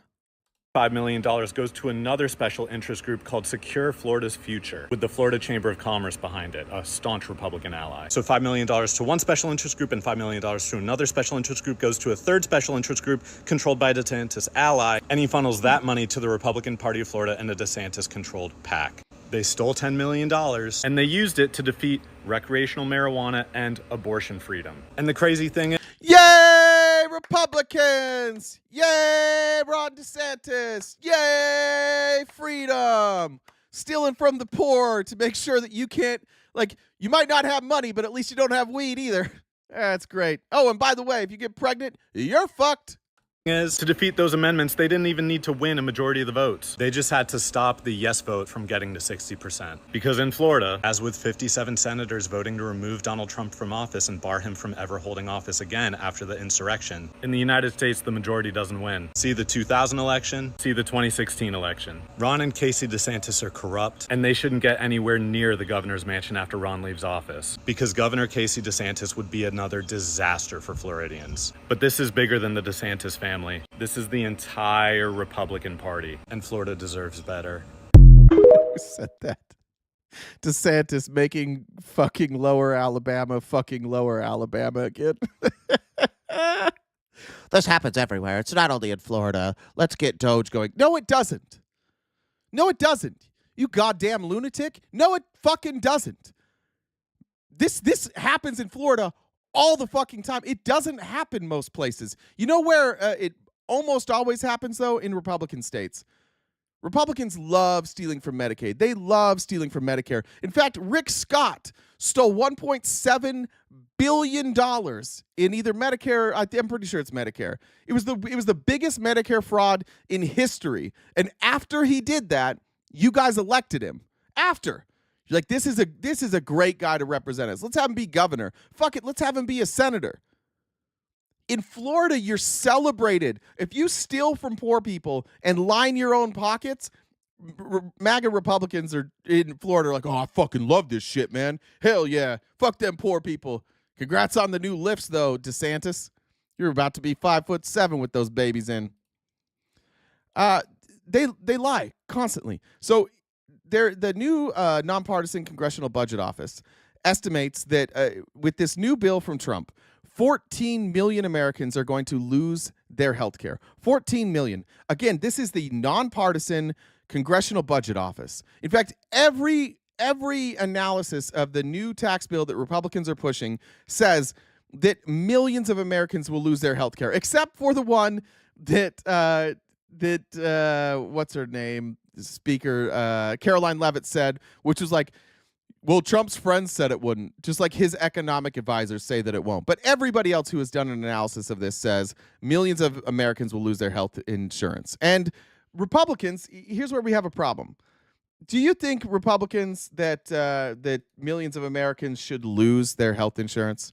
Just raise your hand if you think millions of Americans should lose their health insurance. And secondly, give me a thumbs up if you think that you support Trump, who knows that millions of Americans will lose their health insurance, and he's being honest about it because he's transparent. Raise your hand if you think Trump is being transparent about cutting health insurance for millions of Americans. That was a good decision not to raise your hand, because here's Trump lying about it.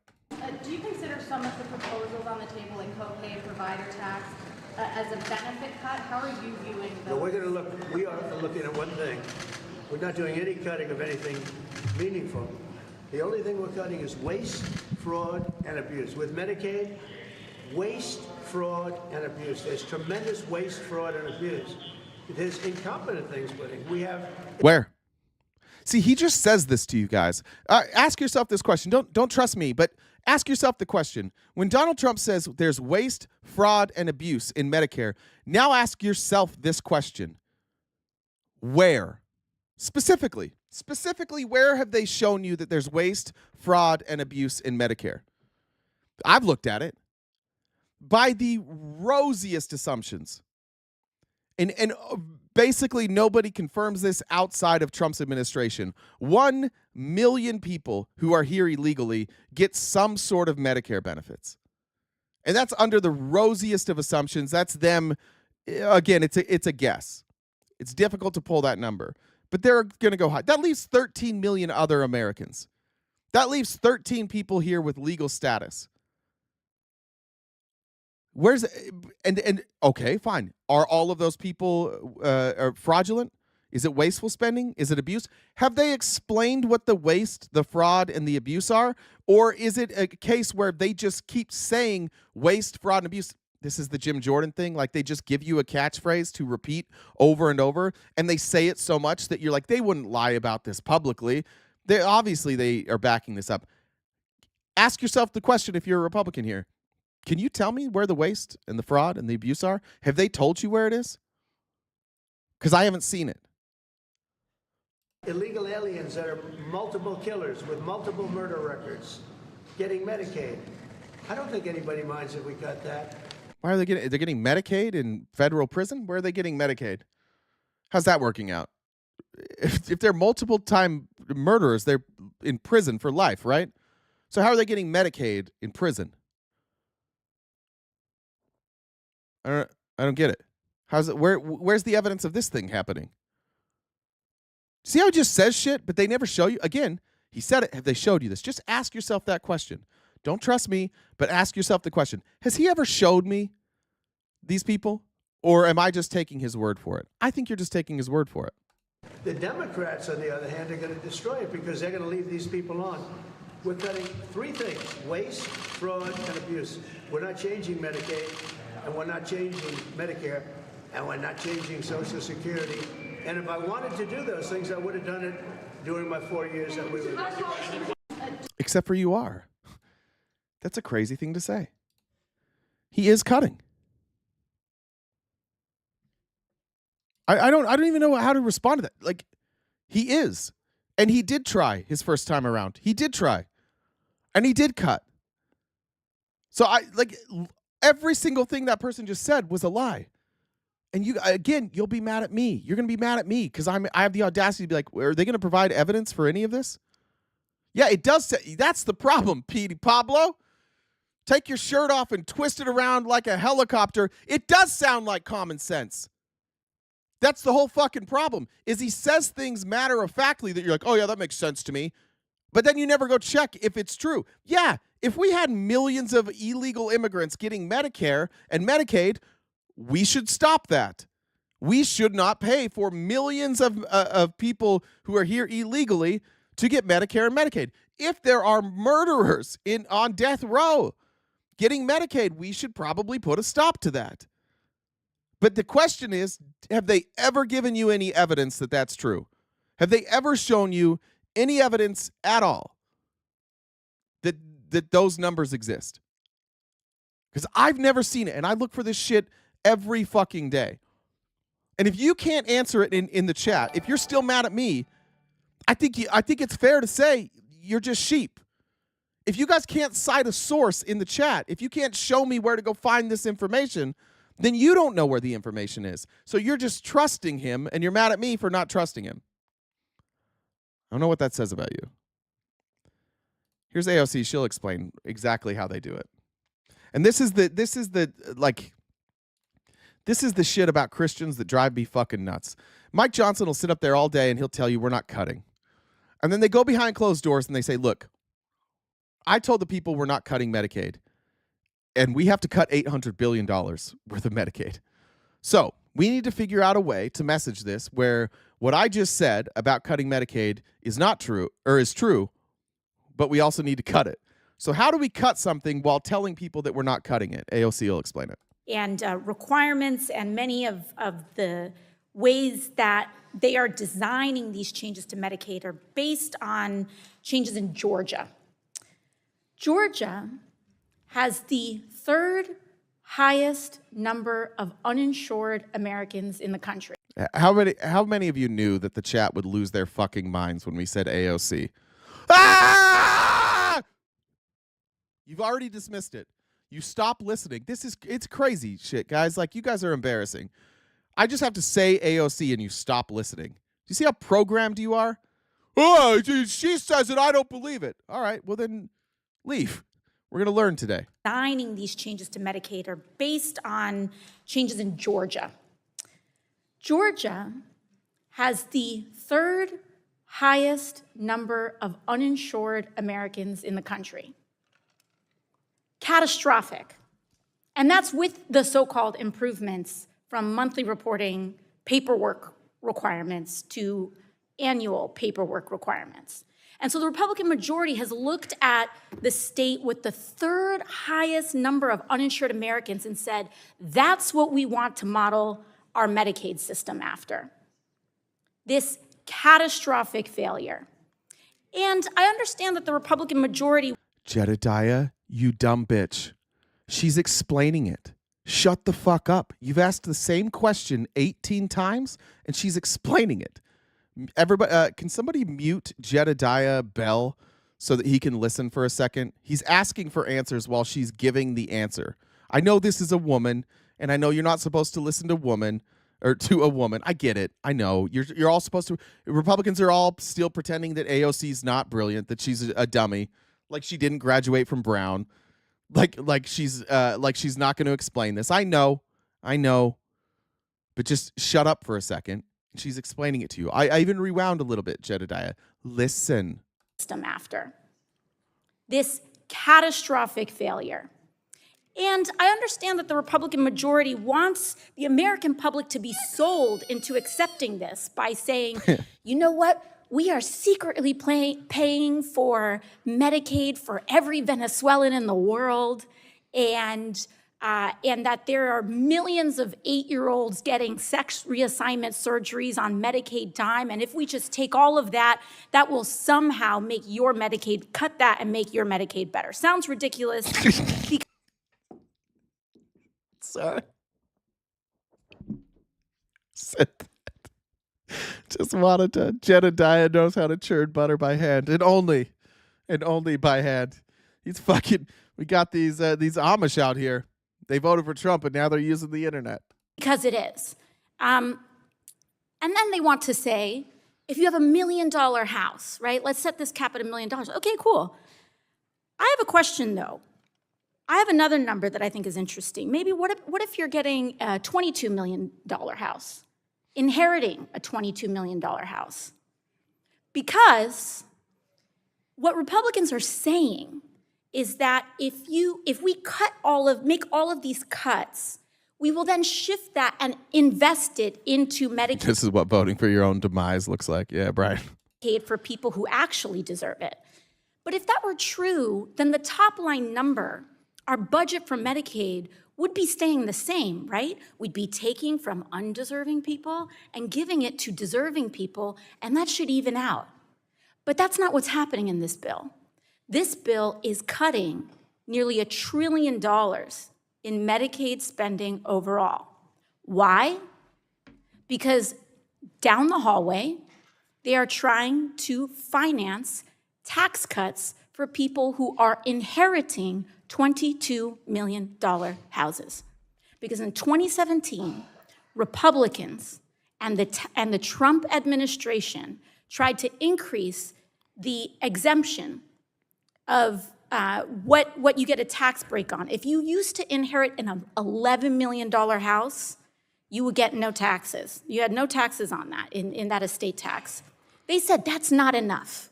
We need no taxes on a $22 million house. See how that costs money, though? Like, this is what they're doing. What she just explained for the Republicans who are freaking the fuck out because a woman's speaking, and I know you like the pitch, you don't even hear it. What she just explained was, if they're not cutting Medicaid, so every year we see spending levels, right? We see how much they're spending on Medicaid. If they're not cutting it, then why did the number go down? They keep saying, we're not cutting it, but the number went down. And the reason the number went down is, if you remember about a month ago, when they started talking about this bill, basically the Republican Party came out and they said, they went to each each one of these committees and they said, here's where you need to find cuts. And when it comes to Medicare, Social Security, Medicaid, we need $800 billion in cuts. That's what we need. Now, why did they need Republicans? Why? We're going to do a Q&A. Pick a specific number. Why didn't they just say, go cut all the waste, fraud, and abuse? Why did they pick a specific number of $800 billion? Bro, John Rambo, you've said the same thing 50 fucking times. Rambo needs to get muted for 1 minute. You're not allowed to make the same joke a bunch of times. If it doesn't land the first time, try a different one. Thank you. Why? Why did they choose an exact number of $800 billion? If it's just about finding waste, fraud, and abuse, why would you pick a specific number? You pick a specific number because you have to offset something. What are they offsetting? Reduced revenues, right? Where do we get revenues from? Revenue comes from taxing. So in this case, we would get revenue for every estate over $11 million. But when you change that estate tax from $11 million to $22 million, we have just lost revenue. When you cut, if you try and cut corporate taxes, if you try and add loopholes, if you try and add tax credits, that is revenue that you don't get anymore, and you have to offset it. The reason that the GOP came to each of these committees and had an exact number that they needed to cut is because the GOP knows that they are cutting revenue. This thing that they tell you all the time, that they tell you publicly, that when you cut taxes, it increases revenues, is a lie. And you know it's a lie because you can look at their budget, and their budget accounts for revenue loss when they lower taxes. And so they have to cut from someplace else. And where do they consistently choose to cut from? The place where there's guaranteed revenue, which is Medicare, Social Security, and Medicaid, because it is a tax. It is a service that is guaranteed to Americans through taxation. So now they are taking a guarantee, or a promise the government has made to you for Social Security and Medicare and Medicaid, and that's been coming out of each one of your each one of your paychecks. Every one of you guys here, none of you are the rich. None of you are the 1%. If you were, you wouldn't be here right now. None of you are the 1%. So I just want to make sure you're clear that all that money, when you get your check every Friday, or your check stub every Friday or every 2 weeks, then you see Social Security and you see Medicaid and you see Medicare and you see that taken out of your check, that's because the government promised that they would use that money potentially for you. And what the Republicans tell you is they get to take that money. And they're taking that money because the guy who just died, who had a $22 million estate, doesn't think it's fair that his children, who did nothing to earn that money, inherit that estate and do not have to pay taxes on it. And so, since those rich kids, those spoon-fed rich kids, since it's not fair to ask them to pay taxes on their free house, they're going to steal from you. All those figures that come out, every time you go, oh, fuck the government, look at them taxing me. Now the Republicans are saying, not only are we going to keep taxing you, that same rate for Social Security and Medicare and Medicaid, you're not going to get the fucking benefits. Why? Because that rich kid didn't want to pay taxes on his inheritance. And then they get you to be like, yeah, this is great, dude. This is freedom. This is free market capitalism. This is small government. No, it's stealing. They're literally stealing money. Did you notice that they're not changing the amount that you have to pay on Social Security and Medicare and Medicaid? Did any of you notice that? None of you noticed that you're still going to pay the same amount? All to pay for these billionaires to get more tax breaks? This is why I can't with you guys. This is why I can't figure you the fuck out. You claim that you care about fiscal responsibility. You don't. 1.7 trillion is what this will add. By the way, our debt this is 1.7 trillion on top of, if we just kept things the same. If we just kept our budget the same, our deficit would continue to rise. But this is going to add on top of that. And are you getting a tax break in the middle class? No, you're not. Is the Medicare, the Medicaid, the Social Security that you're paying into, is that going to be used to pay for rich people to get a new jet? Yes, it is. They are stealing from you and have convinced you that you're so fucking freedom-loving, star-spangled awesome that you're standing up for small government. No, you're not. You're bending over, spreading your cheeks and saying, give it to me harder, Republicans. Hey, don't even spit on it. Just raw dog that shit in there. Just keep giving it to me, daddy. And when that spoiled rich kid doesn't have to pay taxes on the estate that he inherits, I'm going to call you and I'm going to say, come over. I haven't drank water for 3 days. Don't bring any lube. Come over and do it to me again. I'm so happy that rich kid got a new house without having to pay taxes. They're stealing from you. And we can't even, like, this is what sucks. We can't even convince you you're being stolen from. You're just like, no, it's totally not happening. They're just stealing from all of us and giving it to their friends. And they've convinced you, a bunch of poor people or middle-class people, that this is good for you. And because you like that Trump's an asshole, and you like that you get to say, you get to say slurs now, you think that this is freedom. And you think like, oh, yeah, we got to wait. This will take time. It'll take time. Eventually, this will work out. It will never work out. Trickle-down economics is a scam. It is a lie. It is fucking you in the ass, and you're begging for more of it. I don't know what to tell you. You're in an abusive relationship, and you can't leave. Have some courage. Will the gentlelady yield? Expired. I have to finish. That expires now. And it costs a lot of money to extend that tax break up to $22 million. So to pay for that, Thanks, Madeline. they are doing this. They are modeling and completely retrofitting the United States Medicaid system to model it after the state with the third most catastrophic uninsured American number in the country. In the dead of night at 2:38 in the morning. Oh, yeah, by the way, and they did it at 2 a.m. Why do you think they did that? Why do you suppose the Republicans scheduled this in the middle of the night? Why do you suppose? I get it. Like, it's crazy to me to watch you guys, like, going after me. It honestly, like, I'm telling you the truth. Like, you're sitting there holding your wallet, and strangers are walking by just stealing cash out of your wallet. And you're having a conversation, and I keep trying to interrupt to go, hey, they're stealing from you. They're stealing out of your wallet. And you're going, shut up, pussy.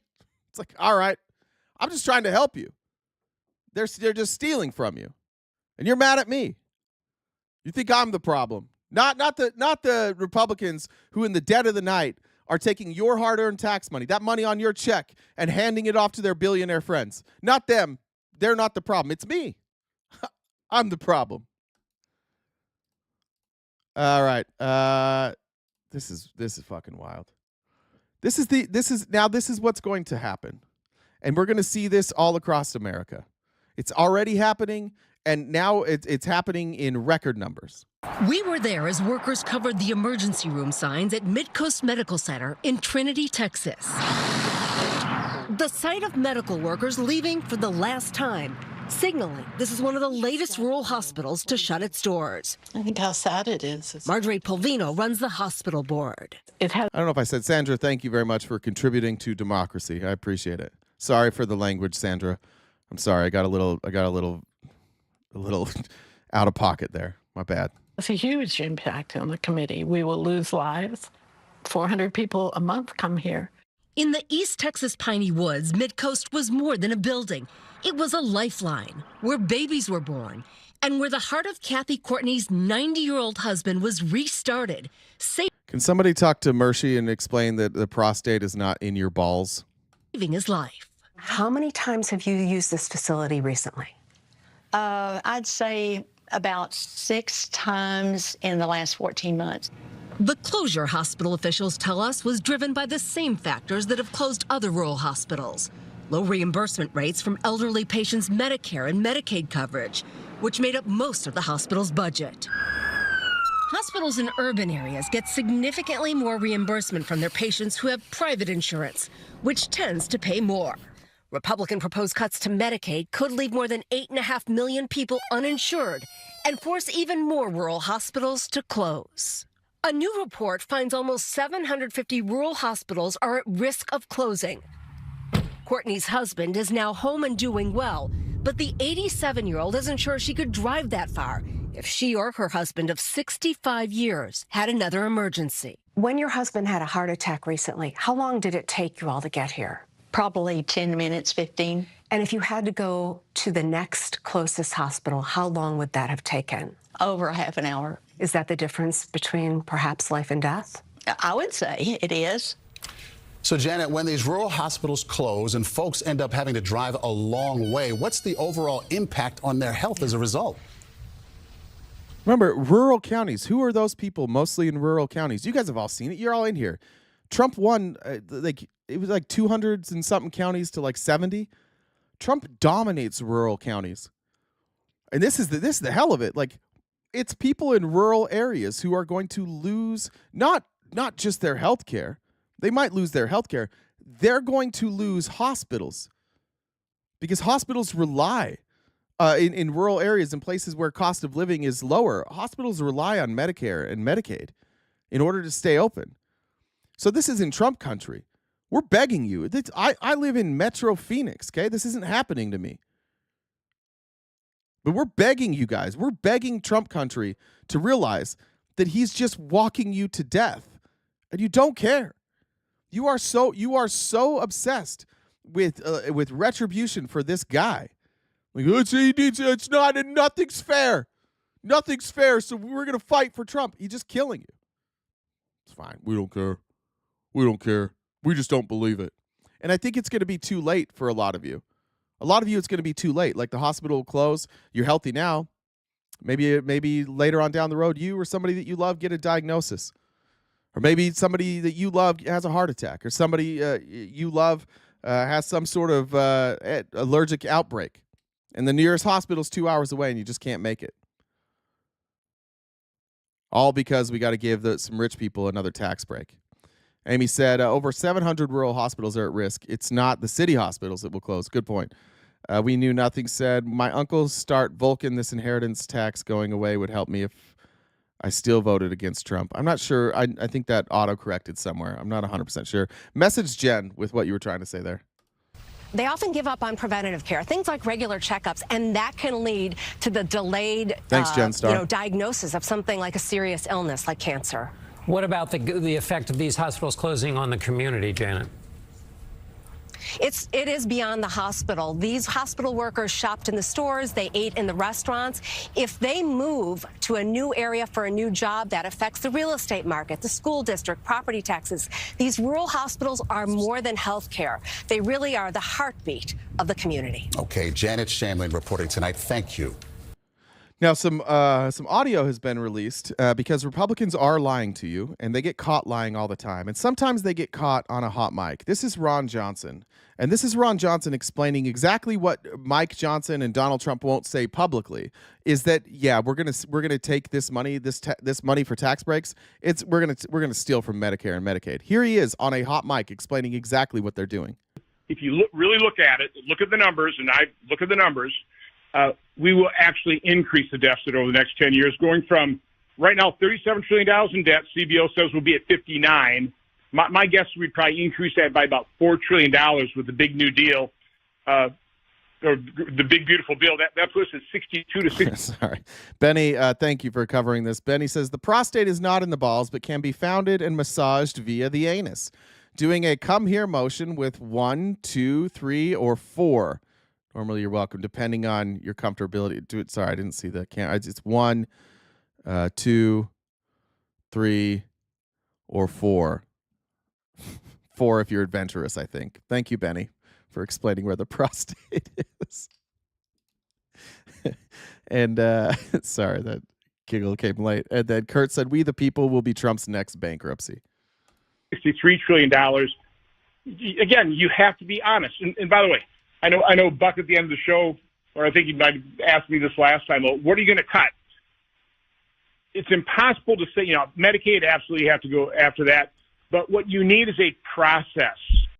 If you really look at it, look at the numbers, and I look at the numbers, we will actually increase the deficit over the next 10 years, going from right now $37 trillion in debt. CBO says we'll be at 59. My guess is we'd probably increase that by about $4 trillion with the big new deal, or the big beautiful bill. That puts us at 62 to 63 trillion dollars. Again, you have to be honest. And by the way, I know Buck at the end of the show, or I think he might have asked me this last. See how when behind closed doors they're real honest about it, and if they say this behind closed doors, you guys will be honest. the problem the problem that you all have is that you're all fucking liars. You lie to yourself and you're lying to us. When you guys show up on a stream and you start commenting in the comments, I think you all know that you're lying. I think you know what this is. I just don't think that you like the implication that you are on the side that legitimately steals from poor people. And I don't think you want to be that side, but you are.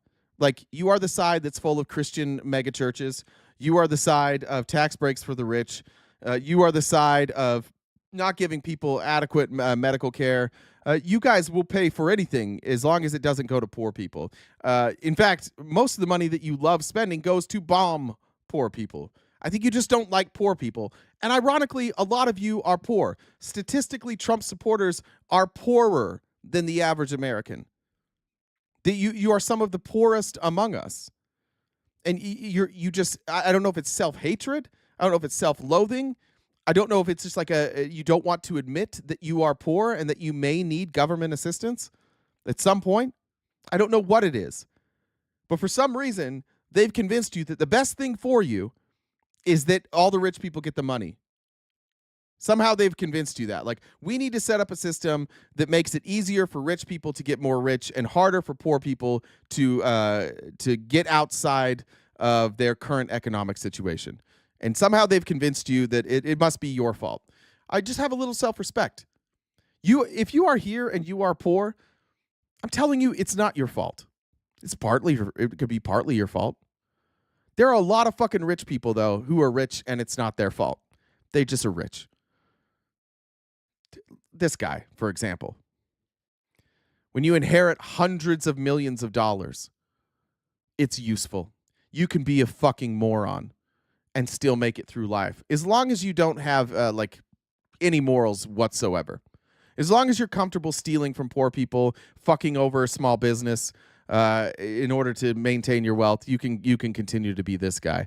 And somehow in America, we've decided that this guy, the people that get to the top, the Jeff Bezos, the Bill Gates, the Mark Zuckerberg, somehow America's convinced us that those are all good people. Every one of them made their fortune by fucking people over repeatedly. Mark Zuckerberg started his company because he hated women so much that he created a mock Hot or Not. And then he went and he hacked into each university's Facebooks and he stole the information from universities. He was a criminal. He went and he stole all that information, and then he accumulated and he made Facebook. And then he ran out every single competitor. Every one of these people who is filthy rich, they did it by fucking people over. And somehow they've become, like, celebrated. It's like a good thing that these guys are who they are.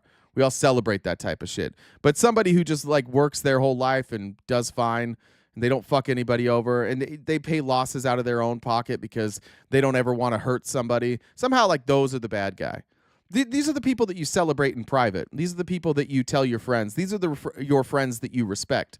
None of you respect the friend who fucks everybody over, but then you vote for the person who fucks everybody over. It's a really weird, like, cultural thing that we have here in America, where nobody would want to work with Donald Trump because he would fuck you.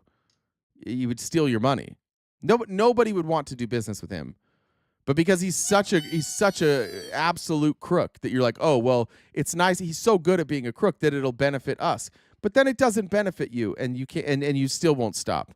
I actually understand that logic. If Donald Trump was a complete piece of shit, which I think we all agree he's a complete piece of shit, but he was negotiating incredible deals with all these other countries, and all of a sudden, like, the cost of living went down here, and even if he was using that leverage against other countries and he was screwing over those other countries, at least I could be like, okay, well, I understand that you may not like that Trump's an asshole, but at least he's making your life better. He's doing all that shit and not making your life better. So what's the point then? If the point is that we're going to side with a guy who is rich because he's so good at this, but he doesn't make you more rich and he doesn't make the country more rich, then what are we siding with him for? What's the point? It's not working. Nobody wants to work with this guy. He's a colossal failure as a president. It just comes down to pride and like how seriously you take your allegiance to a guy that you've never met. We can't just call balls and strikes. They're stealing from Medicaid. They're admitting it. Behind closed doors, they're saying, yeah, we're stealing from Medicaid. In front of the public, no, we're totally not doing that. And somehow that I for the life of me, I can't figure out how that doesn't bother you. If somebody like, even if it's like a white lie, if somebody lies to me to my face, and then I find out behind closed doors that they were lying, that bothers me. Why doesn't it bother you when it's a politician? Are you that cucked? You're just like, all politicians lie, so I don't care if they lie. How about if a politician lies, get upset about it? And if all politicians lie, get upset at all of them. But you guys say that, and then you worship this guy. All politicians lie. Okay, yeah, that's why I don't like them. I don't like all the politicians that lie. But you guys use it as like a shield. Like, all politicians lie, so it's fine if this guy just keeps screwing us over, because I just love him so much. Here's Brad Smith. He's a billionaire. He runs healthcare for Doge. He has a side business that sells services to Medicare and Medicaid. And that means that he gets to decide whether Medicare and Medicaid exist. And then he also gets to decide whether or not he should use those Medicaid funds to give himself and his friends a tax cut. That set the tone for their defense of a bill that I think of as the Brad Smith bill. Brad Smith's a billionaire, a donor to Trump, and was appointed to run healthcare for Doge, which is convenient for Brad Smith because his business sells healthcare services to Medicare and Medicaid. Now, Brad Smith, he loves this bill because he's a billionaire, so he's getting a tax cut. And he's running Medicare and Medicaid, so he gets to decide which Americans are deserving of healthcare or not, while he sells to the very agency that is regulating and reimbursing his own business. Brad Smith thinks this bill is terrific. I think Americans are going to think that tax cuts for billionaires should not be a prop for health care. They brought in all these billionaires into the cabinet, all these people who are benefiting from the tax cut, and all these people who don't care if you have services. Again, for the life of me, I just can't understand how you exist in a situation where, like, you are so deathly loyal to somebody who seems so hell-bent on making your life more difficult. I don't get it. Like, if they were cutting the Medicare tax, I could understand. I disagree. I want Medicare. I want Medicaid. In fact, I want Medicare for all. But if you guys were going to be logically consistent, if this really was about, like, lower taxes, then you would demand that Medicare go away. Just get rid of it, and you would stop paying taxes on it. But that's the crazy thing. They're cutting benefits to give taxes to rich people. So the stuff you're paying for isn't going to you. Why are you just giving money to rich people? Why are you just like, here, government, take some of this and redistribute it? Like, you guys are so afraid of redistribution of wealth, unless that redistribution of wealth goes to rich people. And then you love it. You're like, this is the greatest. We love redistribution of wealth. We love tax breaks like this. So let me give you an example. The average American pays $36. I think, is it a month? I want to say it's a year. I think the average American pays something like $36 towards Medicaid a year, and about $600 towards tax subsidies for corporations. How does that make sense? You're subsidizing corporations to the tune of $600 a year, but $36 a year. Somebody help me with that number. It might not be 36. It might be like 46. It's under 100. But that money's a problem. But the $600 that you're spending to subsidize corporations, that's not a problem. No problem there. But the money you spend that you would actually benefit from, that's a problem. Just help me understand it. Maybe you haven't done the math. Maybe you've never looked at it. I know for me, when I was a Republican, like, I just hadn't looked at it. Life is so much better now. What's better then, Jay? JCO, what's better about what has gotten better in America since Trump was in office? For you. Now, I understand you're going to rattle off some things, but what I really want to know is what got better for you. You can say that the border is closed, and I'm going to ask you, how did that make your life better? You can say that we're deporting illegal immigrants at a slower rate, and I would say, how did your life get better? I just want to know, like, substantively, whose life actually got better? Because I think you're full of shit if you say that. And I'm challenging you to come up and give me hard data on how your life got better because of Trump. I think what you're feeling is that, like, you won. It's just like euphoria. You got so whipped up into hysteria, and you voted on lies You voted. You think the worst of Democrats. They just convinced you the worst things were actually true when they weren't. And so what you feel like is you think we were on this verge of collapse. You think that we were on a verge of communism because they kept telling you that. And now you don't feel like you're on the verge of communism. And the same people who told you we were on the verge of collapse are now telling you, don't worry, we've got everything under control. And it's not under control. But you don't know the difference. You've decided already that you're not going to figure out the difference. You're just going to listen to a side. So they scared you into being afraid of Kamala Harris, the noted communist Kamala Harris, the noted socialist Kamala Harris. And they made you think that she was going to change everything. So just the fact that Trump got in, that's enough for you. But that's the reality. The reality is you were afraid of her. He's in now. And so you feel relief and you trust him. And you're like, anything he does will be better than what she did. You guys say it all the time. Yeah, what, she would be any better? I don't know. We don't know. We don't know if she would have been better. I think she would. You think she wouldn't. But that's, again, just you not addressing reality. Who the fuck cares? Let's talk about what's happening right now. Are they stealing from rich people? Yes. Are prices mostly going up? Yes. Are they about to go up even more? Yes. Have we improved our relationships with the trade partners? No. Have we improved relationships with allies? No. Has the stock market recovered from the trade war? No. It's going to. It's getting close. It's getting close. By the way, are any of those tariffs that caused the market to crash, are any of them still in place? Mostly not. So we crashed the stock market for no fucking reason. We still haven't recovered for no fucking reason. We're deporting people at a slower rate than the predecessor. And we're doing it in like on camera so that you guys can all beat off to it every night. So you don't notice that they're actually far less effective than the Biden administration or the Obama administration. In fact, they're very ineffective when it comes to deporting people. They're just really good at doing it in a cruel way. Things haven't gotten better for you. You're just being told things have gotten better for you. And you probably live in a situation where you haven't had to feel it. And frankly, most of us haven't felt it yet. Most of us, we've seen either insignificant or small changes in our pricing. Most of us. Most people haven't been hit by the tariffs yet. But you guys, it seems like you guys are just willing to like wait and see. Like, don't worry. It'll all work itself out. I would agree that like the damage like hasn't been felt yet. But if you're saying that things got better, what are you talking about? Like, what got better? And I appreciate you guys staying in the chat where you belong. Because, again, fear. You're afraid of defending your positions. I don't think any of you can. I'm going to say it. I would say it over and over. I just think you don't know what you're looking at. And that's a hard part about our country. I think most people don't know what they're looking at. Just here's the story about Rick Scott, just as a reminder here. This is Rick Scott talking about advancing the Trump budget bill.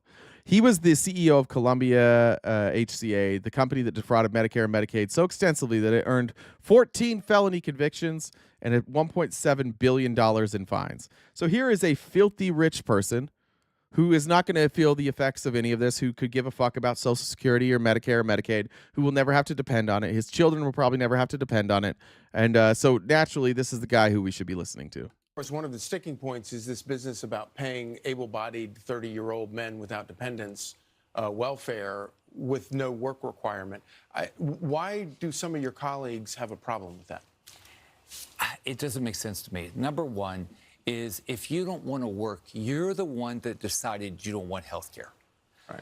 That's number one. Number two, Medicaid is supposed to be for children that don't have health care and people with chronic illness. I remember when my brother couldn't get health care, I grew up in public housing. Now, here's the Republican trick. Make up a scenario and be outraged by it. Again, I want to ask, have the Republicans shown any evidence that there are a bunch of 30-year-old able-bodied people on Medicare who don't want to work? No. Also, that's fucking goddamn dumb. Medicaid, Medicare, does not pay your bills. You can't get food. You can't get shelter. You can't get gas. You can't pay for anything. It just pays for your health care. So is the accusation here is that there are millions of 30-year-olds who are just on Medicaid and doing nothing else? How are they being fed? How are they paying rent? How are they paying utilities? How are they paying for their Xbox and their pizza rolls? How's this happening? Do we just have that many 30-year-olds living in the basement? And if they live with their parents, aren't there like household requirements? I don't know. But have they shown you any evidence that this person exists? No. Will they talk about this person as if they exist nonstop so that you guys don't pay attention to the fact that nothing that they're saying is true? Certainly. Notice every time a Republican talks about Medicare, it's a story. And when the Democrats talk about it, it's numbers. Republicans don't want to talk numbers right now. They just want to tell you scary stories so you don't notice that they're stealing from you. Today, that child might not get it because of what these states are doing. They get more money to take care of able-bodied adults. So are you Congress one of the... Yeah, you know who gets it? Mostly red states. It's mostly red states. Those are the states with the largest recipients of government aid. And even in red states like Georgia, like they said a third of the people are uninsured. Cool. But hey, guys, Rick Scott's getting a tax break. Elon's getting a tax break. He's going to be able to ride off a jet. Okay, thanks, Jen. Just a reminder, we are crowdfunded. We got about an hour left of the show today. We can wipe out that goal. If everybody that was here joined the dollar train, we knocked that out. We also have paid memberships on YouTube and Twitch. On Twitch, it allows you to not watch commercials, which is pretty cool. Not on YouTube. YouTube, you have to be YouTube Premium. We also have merch in our bio, and we started a Cameo today. So if you want to do a Cameo request, go ahead and put it in there. I haven't really figured it out yet. If the options on Cameo aren't giving you what you want, just put in the notes what you want, and I'll make sure it happens. All right, let's go here. Let's see, is this it? So here's the chart on working Medicare work requirements. Now remember, Rick Scott just told you this is a huge fucking problem. Here's the truth. This is the last data we have, total data on this we have is from 2022 that I could find. Of all the people that were on Medicaid in 2022, 37% were children. So we no work requirements there, right? 9% were over 65, and 54% were the age that you could work. Of that 54%, 48%, half of the people worked that year. 7% worked the next year. 27% were disabled, so one in 3, and 12% would soon leave Medicaid. 6%, only 6% of the 54% were not working long term, which is 3% of the total people receiving benefits. So we're saying that this 3% of the people who were not working, we then have to assume that out of all of these people, they could have worked. I don't know what percentage of those people could have worked. Let's call it 50%. That leaves 1.5% of everybody receiving Medicaid, and that's a high number. 50% would be very high. 3%. This could be single moms. This could be somebody who lost a spouse. This could be somebody who has children who's on other government programs, who has the option of either work or take care of their children. A lot of times this could be somebody who lost a spouse. Their spouse could have passed away. Are you going to tell that mother where the spouse has passed away that she can't collect on those Social Security benefits, and that she can't get help from the government with Medicaid and Medicare? Just telling that are we just going to tell that mother that she's shit out of luck now? Is that the plan? There are legitimate reasons to not be working. Why is it that we're like, this person has to work, but raising their kids does not work? Why not? Why don't we value that? Why is it that we don't pay mothers in this country to raise children? Why not? Why is it more important that they go work like a graveyard shift? I applaud the stories. I was recently talking to a friend who was kind of born into nothing, and she made something of herself. And her story is incredible. It made me feel good hearing the story. But the story was a mother who was a single parent, was raising 2 kids by herself with no help, and had to work 3 jobs. And had to figure out jobs where they could take their kid. and had to drag their kid to work. And I appreciate that. I applaud that. Again, like, not everybody. In fact, most people wouldn't get that. Most people wouldn't do that. But why not have a safety net? Why can't a mom just be home? We constantly, Republicans, Democrats, men specifically, we constantly say shit like, being a mother is the hardest job in the world. We value our mothers over everything. Women and children first. Don't disrespect women. Treat women respectfully. But don't give them any money, though, because then they're just parasites. Yeah, we'll fill them full of our seed and force them to carry a child for 9 months in pregnancy, destroy their body, chemically change them forever. They're never the same after a pregnancy. Not that that's good or bad, but chemically change them forever. Oh, and then by the way, if I just happen to get hit by a bus, make sure that the mother of my child has to work 4 jobs. Don't give them any benefits. Why can't they have benefits? Well, because Elon needs another rocket ship. Because Tim down the street, Tim hasn't done shit his whole life. He's just been waiting for his dad to die. And now his dad died, and his dad left him a $20 million mansion. And Tim just didn't have to pay taxes on that and then sold that mansion. And now Tim will never work. All Tim had to do was wait until his dad died, and then he was good. That's fine. Somehow that's not welfare. Right? Somehow that's fine. But a mom in a situation where she has to choose between raising her children or working, that person has to work. It's a fucked up thing we do in this country. This is when I see lives that host it like America doesn't like women, this is what I'm talking about. We're ripping medical care out of single mothers. We're ripping this from them right now.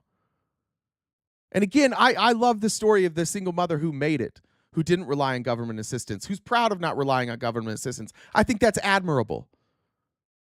But it shouldn't be the standard. You shouldn't be required to do that. It should be possible for you to just live. And the difference between like having a strong social safety net and allowing people to live and have a good education and affordable health care, the only obstacle between us and having that is that we just need to have these fucking rich people exist. They just have to have so much money. Every other country's figured out a way to make it without billionaires. Everybody else has figured out a way to tax people so that everybody has a fair shake, but not in America. In America, we'd rather see children starve. We'd rather see mothers not in the home than have the audacity to give them some sort of security blanket. Why is it when you go to work you get paid, but when a mom stays home all day she doesn't get paid? If it's so easy, why don't you open a daycare? I sure as shit don't want to stay home all day watching kids. That's so much harder than what I do.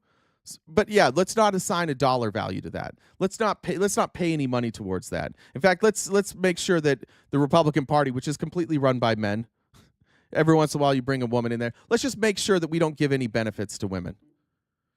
It's sick. It's a sickness that we have in this country. Our worship of billionaires. For a Christian country, we sure don't seem to know what's in the Bible very, very well, do we? It's easier for a rich man to get through or a camel to get through the eye of a needle than a rich man to get to heaven. And here you guys are with these giant fucking crosses around your neck talking about your Christianity and worshiping rich people and doing nothing for the poor. And you say shit like that. You say shit like, everybody should work for it. Okay, well, Jesus wouldn't say that. You think Jesus would say that? No, he didn't give a shit about work. He didn't give a shit about capitalism. Jesus wanted everybody to have an opportunity. Just feed people. Feed the poor. Feed the meek. Get rid of your money. Sell everything you have and be a disciple. When are you guys going to start being disciples of Jesus Christ? When are you going to sell all your shit and follow Jesus? When are you going to do that? You going to sell that 7-bedroom house? You going to sell that M series? You going to sell those Rolexes? You going to sell that crypto? Nah, fuck no. You're going to figure out a way to keep all that money, and you're just going to make your cross bigger around your neck. You're going to make your churches more gaudy. You're going to talk more openly about it. You're going to get more vitriolic about the shit in the Bible that nobody really ever talked about. You're going to obsess about gay people and trans people, even though they don't really mention it in the Bible. They talk a hell of a lot in the New Testament. Jesus spent most of his time telling rich people to fuck off. He spent most of his time telling those of you who don't give to the poor to give to the poor. That was like most of his time. You remember the Good Samaritan? Remember that story? It seems like you guys read the story of the Good Samaritan and you thought the moral of that story is be the person that passes them by and judges them for being poor. It seems like that's the moral that you guys took from it. Not the Samaritan. By the way, who was the Samaritan? The poor, the meek, the person who couldn't really afford to give. Who winds up helping people that are poor? It's usually somebody who doesn't have a lot to give.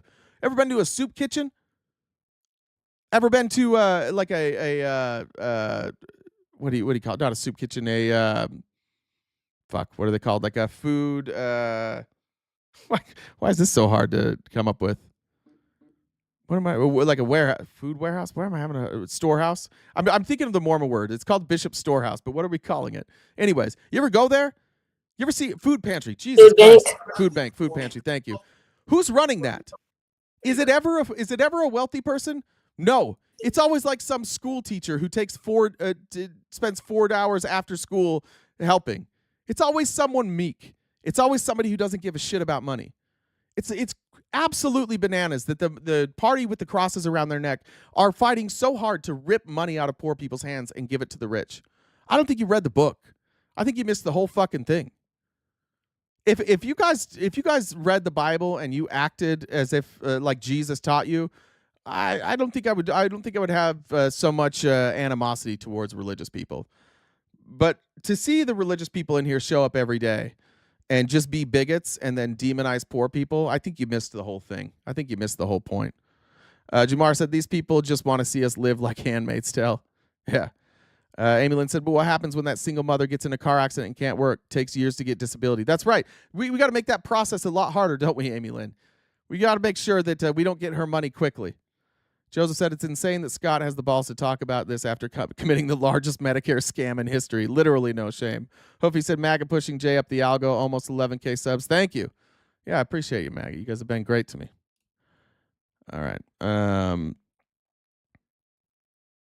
Here it is. So here's the House Republicans admitting under oath that what they're doing is they are this is the largest cut to Medicaid in the history of our country.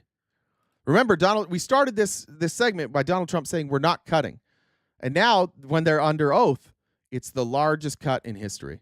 I will say this, whether it's the... This is only coming out of my left headphone, so if you guys don't hear it, just either put it on speaker or try a different headphone. House Republican plan or the Senate Republican plan or some combination of the two, we do know enough to say... Christians are by far the most generous and giving among all religions. Yeah, religious people aren't very giving, are they? It's not a flex. By the church I grew up in, they are probably the most generous church in the country. They also own 14% of the land in Florida. They also give less than 1% of their money to charity, and the rest of their money they hoard and they invest, and they buy bonds. The government is literally paying them interest. Our government, who doesn't tax them, who lets them live tax-free, also pays them interest payments on treasuries. Yeah, cool. Yeah, you guys are dog shit at it. Tell me about your churches some more. You need a rock band? You need a coffee shop? You need a big fucking church? Did Jesus do that? What did Jesus say about big fucking churches? What did Jesus say about like gold plating in churches? What did he say about that? What did he say about praying in public? What did he say about putting his hand and going out there and making a big show out of prayer? What did Jesus say about that? Do it in your closets. Do it in private. Your church is outside. Your ministry is outside. The ministry is not inside. Yeah, you guys do it. It's like you're no different than the Saudis. You do a bunch of fucked up shit and you treat people shitty and you act bigoted and you try and write laws to force your religion on other people, and then you give a little bit of money to poor people and then you're like, oh, we're good. We're going to whitewash our history. How about you own up to the fact that like Christianity has been used to justify every bit of bigotry that has ever been perpetrated on specific groups of people in this country? Let's talk about the Bible, should we? Why are black people black? Where's my Christians? How come black people are black according to your book? Let's talk about it.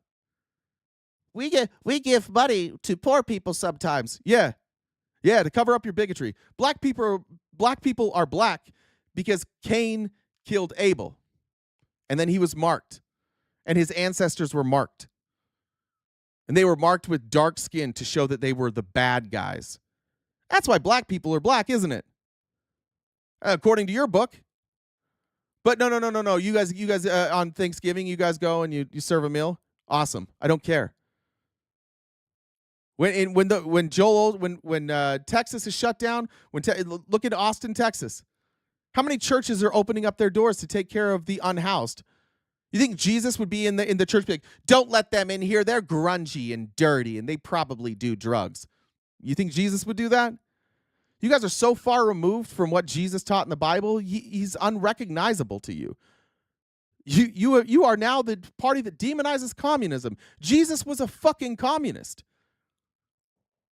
And you guys hate it. You think Jesus was a capitalist? Jesus hated capitalism.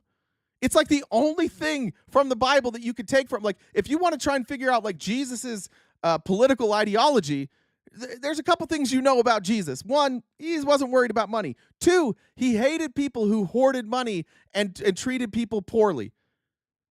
He didn't like when a bunch of rich people in the church were pointing at somebody who was sexually active and was like, you are dirt. You must be stoned. Jesus didn't like that. Jesus didn't like slut shaming. You guys fucking love it.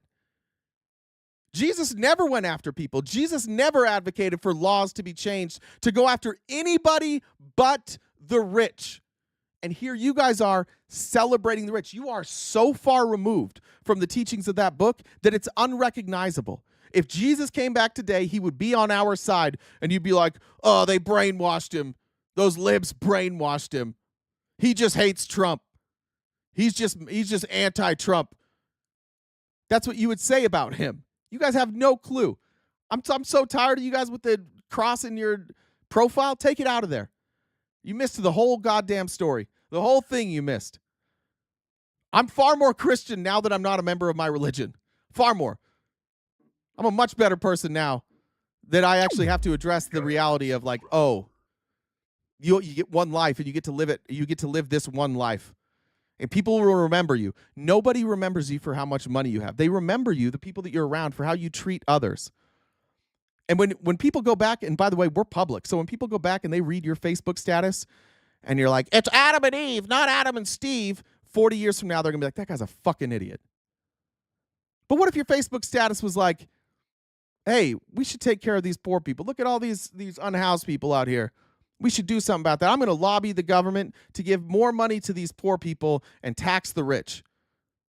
And history will remember that person as somebody who was standing up for the marginalized. And history will remember you as standing up for the oppressor. That's why I can't side with you guys anymore. You're all full of shit. The things that you claim that you stand for, you don't stand for. You don't stand for fiscal conservatism. You don't stand for free speech. You don't stand for the Constitution. You don't stand for Christian values. You don't stand for anything but Donald Trump. And frankly, I think we're being a little generous with the word stand, because clearly you kneel. There's nothing about you that is on your feet. It is on your knees with your mouth open, begging for your chance. That's why it's hard to fuck with Republicans right now. You're just all you're all worshiping literally a golden idol. He's dying, he's rotting inside, literally like a golden idol. You guys make golden idols of him. You put shoes with his name on it, and the shoes are gold. We have replaced the decoration in the White House with gold. It's fucking gold everything. There's a gold card if you want to pay to be an immigrant. Oh God, Jesus would love that. Hey, I like immigrants, but only if they have a bunch of money. Those are the only immigrants I want. And then you're going to have like a national day of prayer, and you're going to bring all these pastors around who are grifting off of Christians, and they're going to put your hands on you, and they're going to put their hands up in the air, and they're going to make a big show out of this prayer while you literally rip money out of poor people's mouths. Get fucked with all of that. And by the way, it's being exposed. You guys are you have a problem here, and I'll get back to the clip. And this is why you have a problem. Because when they're under oath, you have to tell the truth. And here's the truth. Finally, I will say this, whether it's the House Republican plan or the Senate Republican plan or some combination of the two, we do know enough to say, as CBO has confirmed, these include, this bill, or either version, will include hundreds of billions of dollars to cuts to Medicaid. 44% of the people in my district, Madam Chair, are on Medicaid. Tens of millions of Americans are on Medicaid. They might know it by a different name depending on your state. This will have a devastating impact on my district, on my state, and all 435 congressional districts throughout our land. Why would we cut Medicaid? Well, what the other side is attempting to do is to use those cuts in order to help offset the largest tax cut to the top 1% in American history. I believe that that is wrong. I believe that it is immoral. I believe instead we should come together and, in conclusion, on a bipartisan basis, reclaim Article 1 power and correct the damage that this administration has done over the last week. That's the House Committee on the Budget. That's a bipartisan committee that talks about the budget. They're blown the fuck away. They can't believe that this lie is working. They can't believe, like, this must be so incredibly frustrating for them to sit there and tell you the truth. And Republicans are like, no, no, no, no, no. By the way, you are pro-gay and trans. Pretty sure God burned down a town for that. Check again, bud. This is your small brain version of what happened. That's not why Sodom and Gomorrah was destroyed. Go back and read your Bible again. And by the way, make sure that you don't have an NIV interpretation. Make sure you go back and you look at historical interpretations that are correctly translated, not translated from Latin to Spanish to English to New Age English. Go back and look again. You missed the story of Sodom and Gomorrah.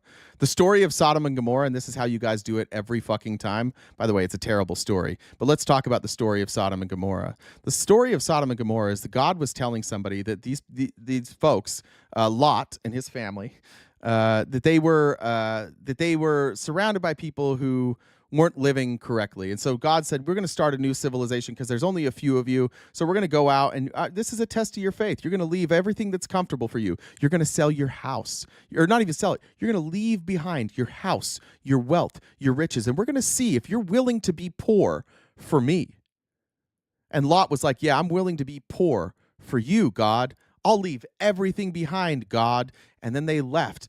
And his wife, because what's a biblical story without making women the problem, because we got to do that, right? Then his wife turned around because she's like, I don't know if I want to leave this behind, my family, my home, everything I know. And she turned into a pillar of salt. The story of Sodom and Gomorrah that you guys miss, and this is why I say you've bastardized the Bible, the whole reason that story exists is to teach you about faith, to teach you about following God's word and not worshiping riches and not worshiping whatever you think it's gay sex or whatever you think it was, to not be like everybody else, but to be willing to, at a moment's notice, drop literally everything in your life, abandon it, and go live in the wilderness because God said so. The story is that you have to have so much faith that you literally can't even look back, because even looking back limits your ability to get closer to God. And then, by the way, then they went out then they got to the wilderness, and then Lot's 2 daughters raped him. I don't know if you know that. That's how that story ends. Ironically, that story ends in rape. You just missed the whole story because you're such a fucking bigot that you made it about gay people because you're obsessed. And I don't even know how you said this was about trans. It wasn't even about trans people. Like it wasn't really about anything. It was basically like orgies from what you can read. But the moral of that story is to leave all your belongings behind and follow God. And what you took from that story is gay people are bad. You missed the story. That's my problem with all of you, is that you only look for the parts of the Bible that don't really apply to you so that you can hate other people, so you can judge other people, so you can feel good about yourself. You throw on that cross and be like, I ain't gay, so I'm good. No, you're the bad one in this. You're terrible. You're far worse than them. God said you're not getting to heaven. And if you believe in heaven, and God says that it's easier for a camel to fit through the eye of a needle than a rich person to get into heaven, I got news for you. If you're rich, or if you're supporting rich people and you're worshiping money, you're not getting in. You're going to hell. So this whole burning of the city thing that you didn't like, great news. You're going to have it too. You're going to get to experience that. You're also going to, except for yours will be eternal. It's just flames forever and ever and ever. That's the problem I have with you Christians. You have this book that has like some pretty cool stuff in it about like giving to the poor and not being materialistic, and they teach you the story, and you're like, yeah, that story taught me that the gays are bad. Yeah, I don't know what to tell you. I guess you missed the whole thing. FOD said Trump made China way stronger. Iran too. W. Donald J. Trump. Thank you. Hey, howdy. Joseph said Scott probably accounts for 50% of Medicare fraud. Tanya says dollar train choo choo. Robert said all aboard the dollar train. Let's knock out that goal. Hoofy said MAGA pushing JF the algo. I read that one. Thank you. Jumar said these people just want to see us live like Handmaid's Tale. I think I read that. I read that one. Kim said I want to know if Jay started watching Handmaid's Tale yet. No, I didn't. FOD said your point is the reason I left the church. Seeking for Hope says, goddamn, Jay, preach it. I'm also an unborn Christian. Reading the Bible wakes you up. Seeking for Hope says, thank you, Jen. Thanks for all you do to keep the stream going. Okay, I think I got all those. Next one. This big, beautiful bill is on pace to be the largest transfer of wealth in history. So this is the distributional effects of the big, beautiful bill. This is they're separated into quintiles. Here is the dollar change in after-tax income in 2026 by income level. So people making $51,000 to $93,845 is what they'll increase. By the way, if you make less than $50,000, you're going to lose $700 this year. You're going to pay an extra $700 in taxes. And if you make under $17,000, you're going to lose $1,000 in tax credits. So the poorest groups among us are actually going to pay more. And again, this, by the way, this is from Penn Wharton, the place that Donald Trump got his degree from, the place that he brags about all the time. This is just his school. No problem. Then you see the middle quintile. You see all these raises. They're minimal until you get to the top 0.1%, in which case they're going to all get about another $390,000. What if we just gave this money to poor people instead of giving it to rich people? What if this chart was reversed? Why shouldn't this chart be reversed? What if we just took this money and gave it to these people? Wouldn't this amount of money mean a lot more to these people than to this person? Yeah. But what are the Republicans doing? Stealing, literally stealing from poor people. They are going to have a tax increase. We're stealing from poor people, and we're going to give most of it to the top 0.1%. There we go. You're not very smart because show me an animal in society that thrives on homosexuality. I got 2 dogs. They're sisters. Their names are Dorothy and Rose. They hump the shit out of each other all the time. They're constantly humping each other. They seem to be thriving. I think what you mean is like birth, like childbirth. This is what religion does. I highly recommend the book Sapiens for anybody who just wants like the history of humankind. But for like a significant portion of humankind, we didn't really pair off. Like communities raised children. There wasn't like a mom and a dad. Communities raised children, and everybody just had sex with each other. This is what they did. Men with men, men with women, women with women, 3 men with 3 men, 4 women with 6 men, whatever. They just all had sex with each other. It's just what they did. And then somewhere along the line, somebody's like, oh, I need to control these people. I need to make sure I have total control over these people. So then they invented religion. And ever since then, religion has been fucking everything up and forcing people like, I believe in this book. And then because I believe in this book, I'm going to force my views on everybody else. Thanks, Danielle, for joining the Dollar Train. Anyways, yeah, let's make sure that the 1% get all this money. This is good. Your arguments are getting worse in the chat, by the way. Here's Thomas Massey. After, by the way, Donald Trump said that Thomas Massey should be voted out of office. And Republicans are saying, like Donald Trump, Republicans are saying, this won't add to the deficit. Here's what Massey said. And after Massey said this and before this, Trump wants him to be voted out of office. Why? Because Thomas Massey's telling you the truth, that this is a massive gift to rich people and will explode the deficit. Are you worried about the blowback from Trump allies from the MAGA base for voting no? No, actually, I got a lot of people in the MAGA Sorry, this is just quiet. There's nothing I can do about this one.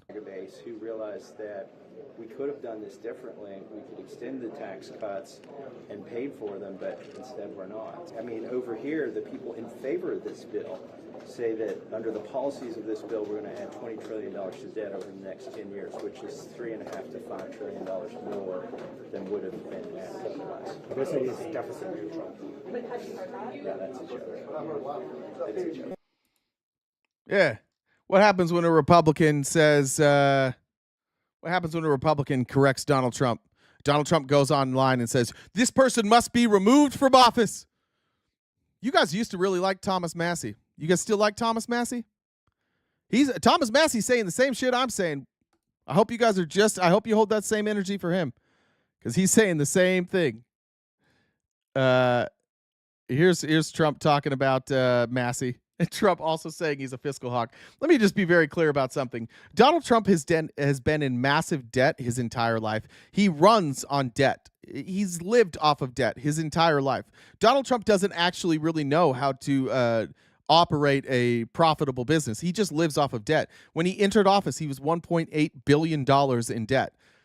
And now he's going to tell you that, and you guys are going to believe him because you believe anything this fucking loser says. You're just going to believe him when he says that he's always been a deficit hawk. His first administration rose the debt faster than any president in history. In fact, he increased it at rates higher than Joe Biden did, and Joe Biden had the infrastructure spending and stimulus. So here's Donald Trump lying to you about how much he cares about debt. Say it. Sorry, Michael said, hilarious how you talk about other people keeping their money as a gift. Insanity at its finest. Learn some econ. Freeman on Donahue is a good start. How about this? How about you watch Lex Friedman and then watch somebody else too? I've seen Lex Friedman. I was a Republican. I was a libertarian. And you know what I found out about Lex Friedman? Is he's not the smartest economist. He's smart. He has some good ideas. But even Lex Friedman would agree with what I'm saying right now. Everything I'm saying right now, Lex Friedman would agree with. Lex Friedman knows that you cannot you can't cut revenues and increase spending and control the debt. How about you go watch Lex Friedman some more? I'm confused or Milton Friedman. Sorry, I'm saying Lex. Sorry, thank you, Milton Friedman. Lex is the podcaster. Milton Friedman. You go watch him. Go find me a clip where Milton Friedman says that you can increase spending while dropping revenues, and that's fiscally responsible. Just because you think he's on your side doesn't mean he's saying the same thing that your people are saying. In fact, I would imagine, let's find Milton Friedman right now. Milton Friedman, deficit spending. Let's see. Milton Friedman believed that government spending, not deficit spending itself, was the root cause of economic problems. He argued that while deficits can be financed through borrowing or by printing money, the real issue is excessive government spending, which reduces resources available to the private sector. He also suggested that the cost of mistakes made through discretionary policy are a significant source of economic fluctuations. Isn't that what I just said? Is that not what I just said? He said we should focus on government spending. That we should cut government spending. They're increasing government spending. He said the deficits are a symptom of excessive government spending. We have record deficits, which would be a symptom of excessive government spending, right? That we should limit government spending as a fraction of national income would address the core issue. Are we doing that? No. It sounds an awful lot like me and Milton Friedman are on the same side here. The only difference is that Milton Friedman thinks that free market capitalism is the solution, and I disagree with him on there. And I think that there are better economists than Milton Friedman who make more compelling arguments than Milton Friedman about free market capitalism. I think free market capitalism works when you start with a free market. But if you introduce free market capitalism into a market where the markets are not free, it doesn't work. And that's the problem that we have here currently, is that we don't have a free market. We have oligarchies. We have monopolies. And the monopolies are too powerful to allow the free market to exist. And by the way, Donald Trump's doing nothing for the free market. Donald Trump is handing over power. Donald Trump is killing the free market right now. Milton Friedman would not agree with any of this shit. I'm a fiscal hawk. I'm a fiscal hawk. I'm a bigger fiscal hawk. There's nobody like me as a fiscal hawk. Massey said it adds more deficit than Biden did, and this this bill kind of... Because we have to fix the country. Do you think that Thomas Massie is correct in saying... Mr. Fart, the reason that the debt stopped climbing almost suddenly in January is because this bill that they're about to pass hasn't been passed yet. We don't have new spending. The problem that you have is you don't know what the fuck we're talking about. This bill has not passed yet. This bill would increase spending. I don't know what to do with Republicans. I don't know what to do with you guys. You're so confident. You're so fucking confident. You're not following any of this. This is a proposed bill, which is not in place yet. So, of course, it wouldn't have raised spending already. You silly gooses. This is adding Biden level No, I don't think Thomas Massie understands government. Yeah. I think he's a grandstander, frankly. He'll probably vote. We don't even talk to him much. I think he should be voted out of office. And I just don't think he understands government. If you ask him a couple of questions, he never gives you an answer. He just says, I'm a no. He thinks he's going to get publicity. And you have that. You have that. They've got some too. Go ahead. Donald Trump doesn't have a clue how government works.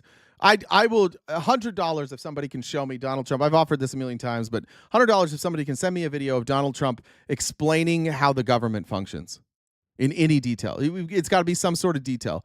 You won't find it. He's clueless.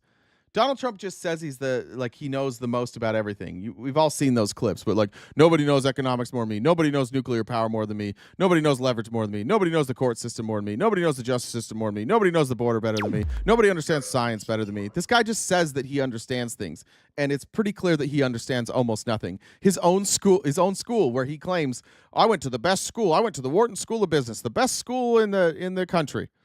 And they're like, yeah, dude, you're a fucking idiot. And he's like, oh, they just hate Trump. Thomas Massie probably beats off to Milton Friedman every night. Thomas Massie is Milton Friedman. They have the same exact economic policy. So now we've got a problem. Republicans who asked me to read Milton Friedman. Well, Milton Friedman disagrees with Trump and agrees with Thomas Massie. And Thomas Massie saying that, or Trump saying that Thomas Massie doesn't understand economics.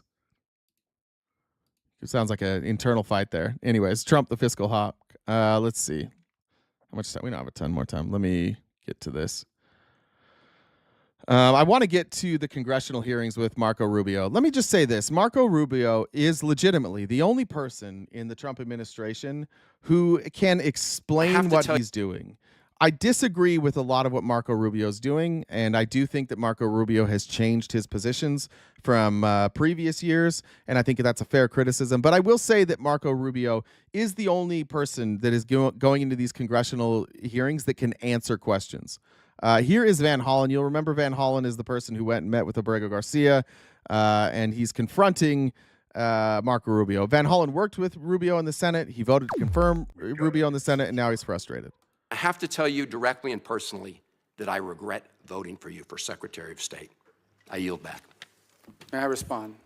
You may say. Well, first of all, your regret for voting for me confirms I'm doing a good job, based on what I know. Well, that's just a flippant statement, Mr. Secretary. Can I respond, It doesn't mean anything. Yeah. Mr. Chairman? You may. I didn't ask Senator, question. please let the Secretary have I'd be the floor. happy to, but then I can respond to his Your response. time's up, Senator, and willfully used, I might add. Well- your remarks do not represent the view of this committee. Well, Mr. Secretary, please. Well, I'd like to. I can't respond to everything he said because much of these are untrue, but I'll go through a few. First of all, I'm actually very proud of the work we've done with USAID. For example, I don't regret cutting $10 million for male circumcisions in Mozambique. I don't know how that makes us stronger and more prosperous as a nation. I raised don't regret Sudan, Mr. psychosocial support services. I raised USAID. Sudan, Mr. Secretary. Can I not respond, Mr. Mozambique. Chairman, or do I? Senator, I'd ask you to suspend. You had 7 straight minutes of I chose to railing on- use my time that way, Mr. Chairman. That's my right to Please use my suspend time that way. Secretary Rubio. Well, I can go on. I mean, there's other things here. See, I was not responding to anything about Sudan, though. And this is, Rubio's good at this. But now he's just going to they're just going to list off a bunch of things that they cut. But nobody's talking about those. I'm also cool not paying for we shouldn't pay for circumcisions ever. But gee, I wonder who might have advocated for circumcisions. I wonder if it might have been religious people. I wonder who might have been behind that. Do you think it was the communist, atheist liberals? I doubt it. I don't know if you guys know this about my liberal friends here, especially the atheists. We're anti-genital mutilation. We don't think that parents should be allowed to just snip off the foreskin. We don't like that. Okay? So I don't think it was probably the psychos on our side of the aisle who were advocating paying for circumcision. We spent Just go find the religions who circumcise their children, and that's probably who's behind it. $227,000 for Big Cat's YouTube channel from USAID. Exactly. Yeah, non-free market countries are shitholes. You're not entitled to anybody else's money or labor. Things always have to get worse before they get better. God damn it, Michael. Denmark is a shithole. Sweden is a shithole. America's a shit. We don't have free market capitalism, you dumb shit. There's not a country in the world with free market capitalism. None. We don't have that. So you're saying every country is a shithole, essentially. You're not entitled to anybody else's money or labor or things. You understand you don't have money, Michael. What do you mean you're not entitled to other people's money? People don't own money. That's the United States money. That's why it has their name on it. It's our money. It's supposed to circulate. It is a tool that the government has given to us, the citizenry, in order to pay for things so we don't have to trade apples for labor. So you don't have to figure out what you're going to trade to get your groceries. You can just use money. The government gave us that as a way so that we could barter for things. And the whole point is that money circulates. That's what money is for. Money isn't yours. It's not mine. We can use it how we please, and we can accumulate what we want. But it's crazy that you're saying you're not entitled to anybody else's money except for billionaires. They are. When billionaires get a special tax cut that you don't get, suddenly they're entitled to your money, but you're not entitled to their money. This is cuckery. This is that same shit. This is just you like saying dumb shit that you don't really believe.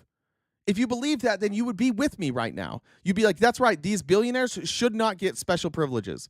They should not be tax exempt. Churches should not be tax exempt. Why is your church able to have my money?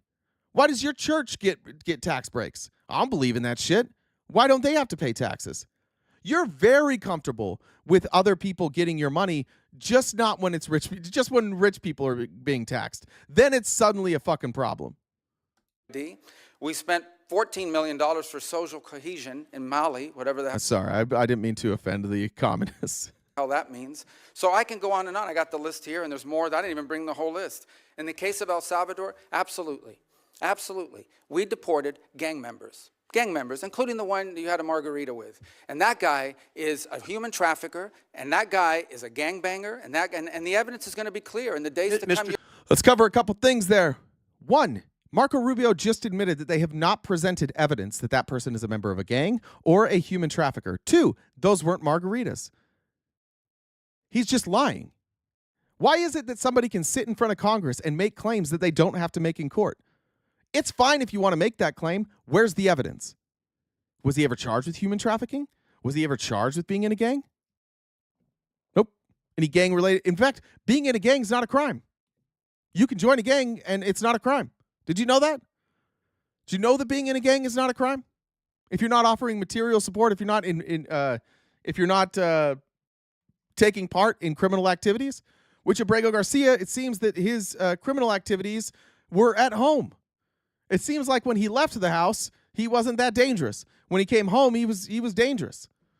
But this thing that Rubio's doing right now, he's like, he is this, and we haven't presented any information. He's admitting right now that this due process that you guys all claim has happened, they haven't provided that information. And then he's like, you had a margarita with him. No, he didn't. There was no margarita. That was a staged photo op. You're Chairman, who you went to Senator, I'm sorry, Mr. Chairman. Secretary Rubio has the floor. There are 800 billionaires in the U.S. How many in the cabinet? 24. Oh, no. The deep state, the Rothschilds. Oh, my God. Chairman, he can't make unsubstantiated comments like that. Secretary Rubio has the floor. Secretary Rubio should take that testimony to the federal court of the United States because he hasn't done it under oath. Here's another point, okay? There is a division in our government between the federal branch and the judicial branch. No judge in the judicial branch cannot tell me or the president how to conduct foreign policy. No judge can tell me how I have to outreach to a foreign partner or what I need to say to them. And if I do reach that foreign partner and talk to them, I have under no obligation to share that with the judiciary branch. Just like a judge cannot order me to negotiate with a foreign minister of Russia, they cannot order me to negotiate with a foreign minister or the president of El Salvador. And they're not. They're ordering you to follow the law. See, this is why people are really fucked up with Marco Rubio right now. This is why all these other senators who served with him are incredibly frustrated. Because whatever you want to say about Marco Rubio, whatever you want to say about Marco Rubio's politics, Marco Rubio, the reason he was confirmed so easily is because he has a reputation of somebody who will tell the truth. Even if he's wrong, even if you don't like his politics, he has a good reputation in the Senate as somebody who's telling the truth. And now he's making a straw man argument about the Supreme Court. The Supreme Court did not rule that that they get to determine foreign policy. They ruled that you can't ignore due process. That's it. And that's a sensible thing to say to the executive branch. Hey, we can't tell you what your foreign policy should be. Notice the Supreme Court isn't saying you can't deport people. The Supreme Court isn't saying you can't send people to that El Salvadoran jail. What they're saying is that if somebody is due a process, if our law guarantees them the right to be heard, the executive branch can't unilaterally decide, fuck it. But he can't say that because they're lying to you. So they can't sit in front of a microphone and even tell you the truth about what the Supreme Court is saying. And that's why we're so fucked up. I hear smart people all the time on TikTok, on the right, saying the same thing. Oh, well, you think the Supreme Court can dictate foreign policy? No, and they're not. They're saying that if you owe somebody due process, that person gets due process, and the president can't unilaterally eliminate that. Everybody agrees with this, which is why they have to keep lying to you about what the Supreme Court said. Because if they just said it exactly how the Supreme Court did, then you guys would go, oh, yeah, that makes sense, and you turn on them. So instead, we make up this new argument. And look how many hypotheticals he uses here. Instead of using the actual circumstance, where somebody was due a process, they were not given that process that they were due. Instead of talking about Abrego Garcia, he's now going to give a bunch of examples of things the Supreme Court did not rule on. Obligation to share that with the judiciary branch. Just like a judge cannot order me to negotiate with a foreign minister of Russia, they cannot order me to negotiate with a foreign minister or the president of El Salvador. And if I did negotiate with them, which we have responded to them, and we've told them we've had communications with the president of El Salvador, I am under no obligation under our division of powers in this country and to share with the judicial branch how I conducted diplomacy of the United States. It would actually be counterproductive. If I started sharing with courts, or frankly, with the media, my conversations with foreign leaders and all of their details, no foreign leader would talk to me again, and we would break trust with them. So I have complied with every court order. What I won't comply with is an order to disclose what I'm saying and what... Dude, illegal, deport, simple. No, not simple. You're simple. See, this is the problem. You guys think that the law can be like overridden with common sense. It's simple. If you're here illegally, then you get deported. Yeah, unless you were given protective status. Unless the government said, do not deport this person. And the government said, do not deport this person. And once they were given that protected status, if you remove that protected status from them, they have 30 days. They have 30 days in which they can go to the court and plead their case. It is not as simple as you guys want to make it. You just oversimplify it so you ignore the fact that this administration said no thanks to the Supreme Court. It's fucking stupid that you're making this argument. It really is. What you're arguing is the law shouldn't matter if you don't agree with it. That's it. And if you don't like the law, if you think it should be as simple as if you're here illegally, you automatically get deported no matter what, then change the fucking law. That's how it works in this country. Change the fucking law, but not you guys. You're like, what if instead of doing this whole like writing a bill and pushing it through Congress and having the president sign or veto it, what if we just skipped all that and we sucked Donald Trump's dick while he did whatever the fuck he wanted? That's the problem. If you don't like the law, change it. We're just asking you to do Constitution stuff. We're just asking you to do the thing that all of us have agreed to do. Every person up here swore an oath to defend the Constitution, and you're advocating for them subverting the Constitution because you don't like the law. I'm cool with it. We can disagree. But if you think the law should be, if you are here We're illegally, talking about with the no foreign leader, matter 'cause then they what, won't talk to me. you get Diplomacy doesn't- deported, then change the law. Don't just do whatever the fuck you want. Change the goddamn law. What you think you think your dumbass knows more than the Supreme Court? You think the Supreme Court ruled 9-0 that they had to facilitate a return? But nobody just like, hey, what if you just listened to this guy who said it's simple, illegal deport? You think they just didn't know that? Like you guys understand the law better than the Supreme Court, and the law says illegal deport. This is the problem we have with you. Like, what do we have left? You guys don't trust anybody but Trump.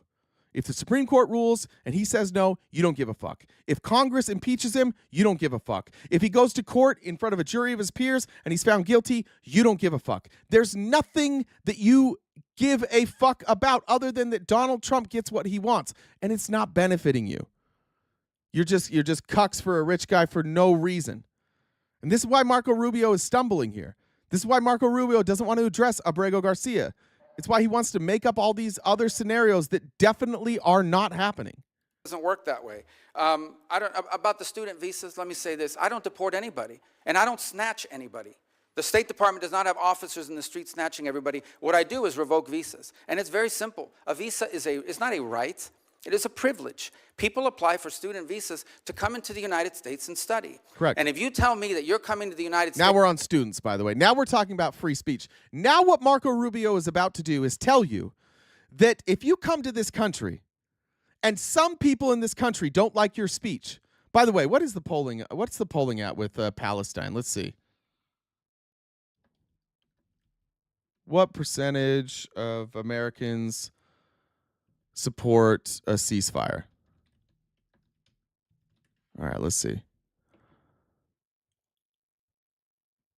I'm going to need these are all from, let's see, 2025. These are all from 2024. Let's see. 76% of Americans want a ceasefire. Okay, great. 76% of Americans want a ceasefire.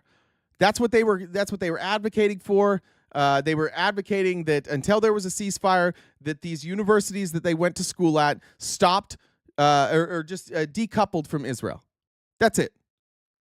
It's speech. It's protected speech. You and I are allowed to say it, but Marco Rubio doesn't like it. Marco Rubio, whose pockets are lined with AIPAC money, who is bribed to take care of Israel, now he's in a position where he gets to outlaw speech. Listen to him defend right now outlawing speech. States to lead campus crusades, to take over libraries and try to burn down buildings and acts of violence. We're not going to give you a visa. Is that what Ms. Ostork did? We're not going to. Now we're talking about like, he adds in like burning down buildings. The person that they arrested on the street, she co-wrote an op-ed that said Columbia University should decouple from Israel and demand a ceasefire, doing what 76% of Americans want. So Marco Rubio's up here saying like, if you're going to do the opposite of what Americans want, I'm going to pull your visa. Well, she seems to be advocating for what Americans want. Americans want a ceasefire. She's advocating for that, and he ripped her visa away and had her arrested in the streets for free fucking speech. Is that what she did? Come on, Mr. Secretary. And every single one of these blowing cases, the smoke factors here are now. different. Senator, the bottom line is, if you're Senator, coming here to stir up trouble on our campuses, we will deny you a visa. And if you Does have the a First visa Amendment and we find apply you, to we'll people revoke living it. in the United And States? we're going to do more. There are more coming. We're going to continue to revoke the visas of people who are here as guests and are disrupting our higher education facilities. People are paying money. These kids pay money to go to school, and they have to walk through a bunch of lunatics. Let me ask, why is it okay for kids to pay money to go to school? You say like we're going to get rid of protesters because kids go to school here and they paid money. Okay, but the other kids also paid money to that school, and that school refuses to decouple with from a terrorist. So why do some kids have the right to go to school and be able to have their views met, but the kids who have the opposite views, they don't have that right? They don't have the right to write in a newspaper? That's all she was accused of, writing an op-ed in a newspaper that said Colombia should decouple from Israel. See how they're always fucking lying to you? They always tell you this story that isn't happening. They take everything anybody's done, and then they justify arresting somebody who wrote an op-ed because of all these things all these other people did. Yes, there was violence. Yes, people tried to burn down buildings. Yes, people occupied libraries. But she didn't. She didn't do anything. She wrote an op-ed. This is AIPAC money. This is a guy who's lined and corrupt by AIPAC and says, if you criticize AIPAC, I'm throwing you the fuck out of the country. If you criticize Israel, I'm throwing you the fuck out. The who are tough here on student papers visas. disrupting the Simple foreign as policy of the United I States. want to do more. I hope we can That's find more of these people. pathetic, Mr. In fact, Secretary. the other day, some guys led a riot. I forgot what university it was, and I asked, please, can you find the arrest records of all the people that were arrested at that riot at that campus? Because if any of them have a visa, we're going to revoke I it. feel so much safer All right, when you lock let's, up people like Ms. Osterg, Ms. Secretary. We've had enough time on this. You guys all feel safer now that that young woman who wrote an op-ed is gone? Oh, thanks, Marco. It's the anger and the anxiety that they create all over this country because Donald Trump does not like anything but chaos. He demands chaos. He thrives in it. If any of you are familiar with chaos theory, look it up. Tell me it's not Donald Trump. Tell me that's not exactly how he operates. He can't he can't operate when things are calm. He constantly needs anger and chaos and confusion. And so what it leads you guys confused, but you've already chose a side. So even though you're confused and even though none of you can debate anything that I'm saying, you're still angry about it because he just leaves you in a state of confusion. You don't know what I'm talking about. You have no fucking clue. You just know that I don't like Trump. And so you're angry about it. And that's what he breeds. He breeds uninformed anger. Ace said, I don't like my neighbor. Can we deport him with zero evidence? Just give him life in prison. I heard him speaking Spanish. That might be enough. I hope he said free Palestine one time. That should be plenty. Amy says, hey, I say the fetus is illegal. Deport. That's right. And that birthright citizenship. Let's see. Did I get all those? Marco is an illegal. No need for evidence. Deport. That's a good point. How do we know? Didn't he come from a communist country? Aren't his parents from a communist country? A communist socialist country? He's from Cuba, right? Better get him out of here. All those other communists. All right, where did I lose my outline? There we go.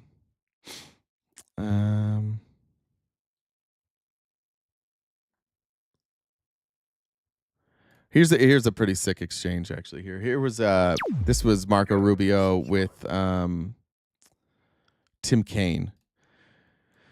And again, I want to do this now we're engaging in like you're racist if you could. It's crazy. If you point out that everybody that Trump is deporting is not white. Almost everybody he's deporting is not white.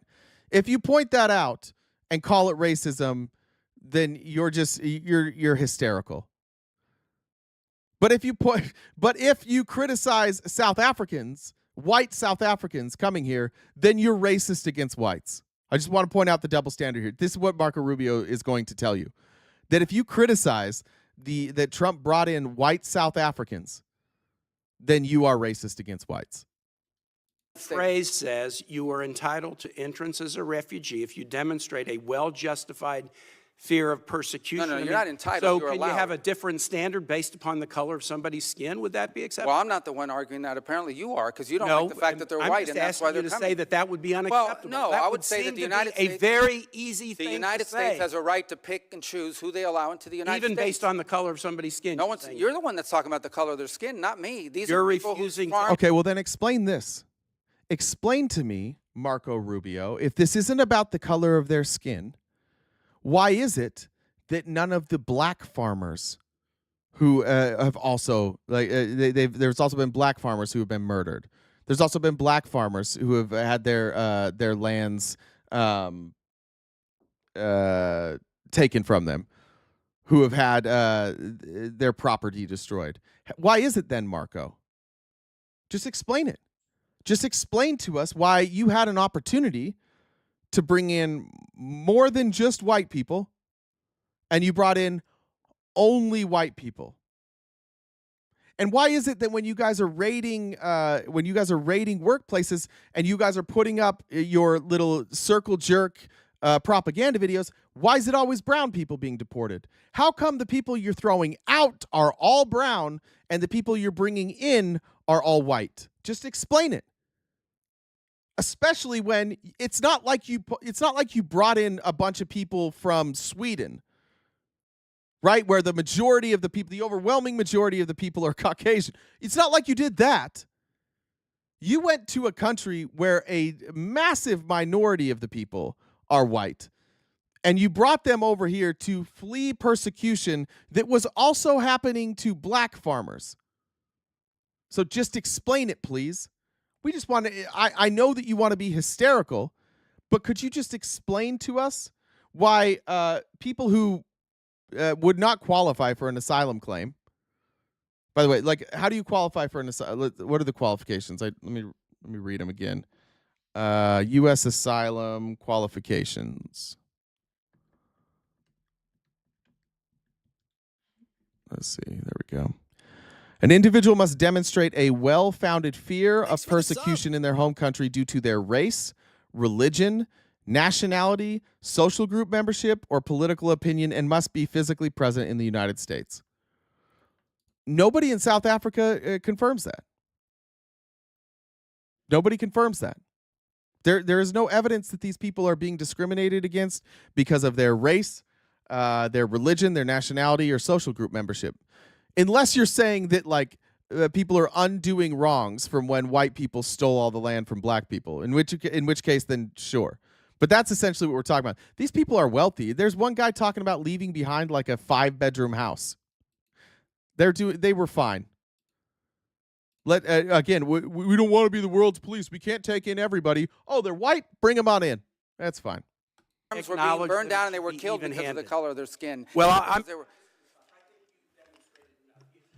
Well, you've demonstrated enough because you think anyone should be allowed into this country for any reason because they met a certain criteria. Who has said that? We are going to prioritize people that come into our country on the basis of what's in the interest of this country. That's a small number of people that are coming. But you said this weekend that but there in would other be more. cases, it's harder to vet. In other cases, it's more difficult. And by the way, the United States admits people every year. 1 million people come to this country every year legally. 1 million And people now a year come to this there country is legally. one group No of other people country that in the have world an is nearly as easy generous. pass into this country. For the first time, this administration has said Afrikaners get an easy pass and refugee programs for the remainder of the world are shut off. And you can't say to the American public that we should apply this statute in an even-handed way. No, I I'm think it should shocked be at that, applied in a and I way. yield No, well, you back. shouldn't be shocked. It should be applied in the national interest of the United States. Our immigration policy should. No, Mixon. No, you're wrong about that. Nobody in South Africa has been murdered that there's direct evidence of in order to give their land to black people. That has not happened. Go find me an example of that, please. Not that white farmers haven't been murdered, but also black farmers have. What you have to do is, if you're going to say this is they're targeted because they're white, you're going to have to show that the government somehow is, or not somehow, that the government is going and they are murdering white farmers to give their land to black people. When you have evidence of that, bring it forward. But I haven't seen evidence of that. South Africa doesn't make that claim. In fact, you want to know the craziest thing? I don't have the name, so I wish I had the name. But basically, there is a struggle in South Africa about farmland because farmland was given to white folks and was taken from black folks, and so now there's some friction there. There's some anger. There's some violence there. So what has South Africa done? South Africa had an election, and the Afrikaners, specifically the white farmers, they have a place in the government, and the head of agriculture is from their party. The person over agriculture, the person overseeing all of this, comes from their party. So not only are they not being murdered by the government, they also have representation. They also have somebody that is supposed to represent their view of the head, who is the head of agriculture in South Africa. I'm just saying, like, this doesn't seem like an attempted genocide of white people or Afrikaners. It just doesn't. The head of that guy from that party says, no, this isn't happening. The way that you guys are telling it, it's not happening that way. And then you had to have Grok lie. Suddenly Grok was just lying. And when people ask Grok, like, why are you lying? Grok's like, well, I was programmed to lie. And they tried to do this influence campaign. It looks like it worked on some of these people. And this is the problem we have in America, is that there are a bunch of people who get their news exclusively from Twitter, and they believe everything that it says. And so when Twitter is programmed to lie to you, you show up here and you lie and you repeat it, but you don't know the rest of this stuff. Let's see. Susan said for the dollar train. Marty McFly said Washington definitely knows Mike Johnson uses Grindr. Sorry I got to these late. I didn't see him come in. Kim said keep up the good work. Thank you, Kim. Kelly, thanks for joining the dollar train. Hop over here. I think I got all those. All right. Thank you. Should be based on the national interest of the United States, period, end of story. If there is a subset of people that are easier to vet, who we have a better understanding of who they are and what they're going to do. That was the part. They're easier to vet, and we have a better understanding of who they are and what they're going to do. How would you have that understanding? Why would you have this understanding about white South Africans and not black South Africans?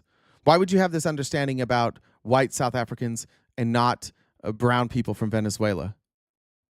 What do you mean? What do you mean you have a better understanding of what they would do? You can predict the future? When they come here, they're going to receive preference, no doubt about it. There are a lot of sad stories around the world, millions and millions of people around the world. It's heartbreaking. We cannot assume millions and millions of people around the world. No country can. But if they're white, guys, we know whites are good. White, good, they can come in. Brown, bad, no.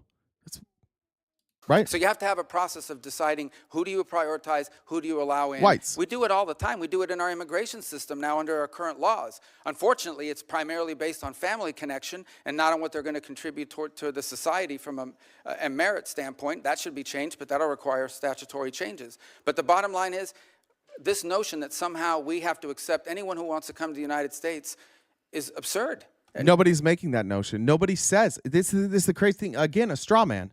Why are you letting in a small portion of exclusively white people? Oh, well, this idea that we have to let in everybody. Nobody fucking said that. We're wondering why when you're saying that we should you guys have been saying let nobody in. Nobody can come in. Nobody can come in. Nobody can come in. And then suddenly you bring a group of white people from South Africa. And we're just like, hey, we've got a question. Why those people? Because we can't let everybody in. Nobody asked you that question, Marco. Nobody even made the claim that you should let everybody in. We're asking why these specific people. And if you don't have an answer for that, then it's clear you haven't vetted them. If he can't give you a clear and concise answer, that did he vet them? He's saying that we have this vetting process and we know what they're going to do. Unless this is part of like that conspiracy theory with the acre trader thing, and these folks are actually going to come in and farm land from acre trader that their billionaire buddies bought, then I guess if that's what he's saying, it will be interesting to watch where these South Africans go. And if they wind up running farms that were purchased on acre trader, I know Republicans won't give a shit, but like that's a real fucking scandal. No country in the world has an immigration policy like that. And no one is arguing that we should. Yeah, and we're not advocating for it too. Again, it's always create an argument that nobody's making and pretend that it's our real argument. Let's see, Jen. Let me update that. I'll go a little over since I was late yesterday. We'll knock out that goal. Boom. We got that easy. All right, 47 left in the goal. I'll stay late though. If everybody that hasn't donated, if you can join the dollar train, we'll knock that out in a hurry. Then Chris Murphy asks Marco about this dinner that's coming up. It's amazing how many times, it's amazing how much time these guys spent digging through. I mean, they know everything about Joe Biden, and they know everything about the news. They're always up to date on news stories, unless that news story happens to be about Donald Trump. Here's Chris Murphy asking Trump about his obvious scam cryptocurrency and how they're just selling influence. Let me ask you about the dinner that's happening this Thursday night. The president has offered access to him to the 200. Mixon, it's because you're stupid. That's why you think Rubio crushed that exchange. No matter what I show of Rubio, you're going to think that. But yeah, again, I don't know how you think he crushed that exchange. He made up. He was asked a question. He didn't answer the question, and then he made up a straw man to justify what he did. And that's the problem that we have with you, is that you can't even recognize what he did. You don't even recognize he didn't answer the question. He made up a new question, answered his own question, and you think that was a good answer. And that's really the problem what we have. Is the common sense crowd, you're actually just fucking stupid. Like, you don't understand how conversations work. You don't understand any of this. So you just hear something that sounds good and you're like, hell yeah, brother. Like, I'm trying to help you be a little bit more intelligent. He didn't answer the question. They just want to know why they chose those people instead of other people. And Marco never gave an example or any evidence of why they would take those people. He just spoke in generalities and then said, we can't take everybody. That's the problem. Even when somebody in front of your face doesn't answer a question, you're not capable of recognizing that. That's tough. That's a tough look for you, bud. Your top purchasers of his meme coin. Reports are that maybe about half or more of those individuals who will be meeting with him, many in a VIP reception, are foreigners. Do you have a list of those foreign individuals who will be meeting with the president? I don't. I don't know anything about. I didn't even know there was a dinner on Thursday night. Oh, So what? What's this dinner? I haven't even heard about this. Droning in the scenery. Said you're a 48 IQ public schools educated POS. Thank you. Joseph said the Senate has passed no Texas on tips. The Senate has Jesus. The Senate has passed no Texas on tips. And then droning in the scenery said, here, comma, your, but it's all one word with a comma in the middle of it. Here, your welfare payment period of $2, making it $4. Fuck that. You got me. Roasted. Robert says, Brother Bob says, happy hump day. Megan, thanks for the donation, Megan. I'm not sure what you're referring to. So you don't know whether any of the foreign individuals who are going to be meeting with the president this Thursday night, for instance, are on our list of sanctioned individuals, or whether any of those individuals have connections to, let's say, terrorist organizations abroad? Well, I think if they had terrorist links, the Department of Homeland Security probably would not have allowed them into the country. But again, I don't even know there is a dinner on Thursday. You're asking me about something I don't know about. Well, but Homeland Security wouldn't let them in. They wouldn't? What do you mean they wouldn't? You guys haven't checked. Hey, have you guys vetted these people? I didn't even know about the dinner. Well, are you going to vet these people? Well, we would have vetted them, but you didn't know about it. See, we got a bit of a problem here. No, they'll vet them. Did you vet them? I didn't know about it. Did you vet them? People haven't been vetted. Also, why doesn't he know about this meeting? Why is Trump planning a meeting where there will be a bunch of foreign people who have invested in his company coming to the country and having a private dinner with him while he's president, by the way? Because why not? Why not let him just grift people? And Marco Rubio, the Secretary of State, doesn't know about it. Listen, this is a dinner that the president is having. It is likely going to involve some very significant foreign interests. You have to be pretty wealthy in order to be able to get inside this dinner. Isn't that a relevant question for the Secretary of State? Yeah, I'm not the social Which foreign secretary, interests so. are going to be speaking to the president? I mean, it's kind of naive to believe that they aren't going to be in that room talking about national security matters. Well, I don't think that that's the case at all, because I would be aware if it was the case. The truth of the matter is I interact with government. Why? Why would you be aware? Like, he's not answering the question. The guy, he would be aware of it, but he's not aware that the event is even happening. If you're not aware the event is happening, why would you be aware of who's coming? He's not answering the question. The truth is, Donald's not going to tell him. And Donald's going to tell him not to worry about it. Because these people are bribing him openly. Government officials and others and governments of other countries. That's what I don't say. You're asking me about a dinner I don't know anything about. I can't answer you because I don't know anything about this dinner. Doesn't know anything about it, but he's certain that these people are vetted, right? I don't know anything about this. I'm just sure that Donald Trump did the right thing. Denise, thanks for joining the Dollar Train. Tim as well said Dollar Train, motherfucker, choo-choo. Sarah said thanks for the educated information every day. Thank you, Sarah. Charles said for the gold, thanks for everything you do. Thank you, Charles. You're always so generous.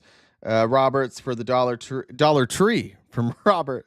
Susan said Dollar Train as well. I don't know if I had read that one already. All right, let's keep going. The first I heard of it. Like I said, I don't keep the president's Copperhead. social schedule. It's not on my phone. It's not in my pocket. I don't even know. I can't comment on a dinner I know nothing about. Yeah, I think that represents a real problem for this committee, because there is clearly a way around the State Department for foreign individuals of significant influence and wealth to be able to directly lobby the president of the United States. But I don't if think your that's answer fair. is that you don't know this is happening. Well, I don't know that there's that a dinner. in and of itself is. I don't know that there's a dinner, and I don't know what the guest list is, but I can tell you I've run into the president of FIFA from the World Cup. I don't know that there's a dinner. I don't know the guest list, but I'm certain that these people have been vetted. This works for you guys? MAGA, this is good enough for you? This is a good enough answer for you. Are you going to vet these people? Yeah, they've been vetted. Do you know about them? Mm-mm. They've just been vetted. He's here all the time. I see him. He's a private individual. It's not a government entity. And he's met with the president and is friendly with the president. He doesn't have to go through me to meet with the president. The president has relationships and friends and people he's known for a long time. Some of them are foreigners. That's not unusual. Yeah, but you're asking... Is he telling me, is he, just out of curiosity, is Marco Rubio trying to say that they don't vet everybody who meets with the president?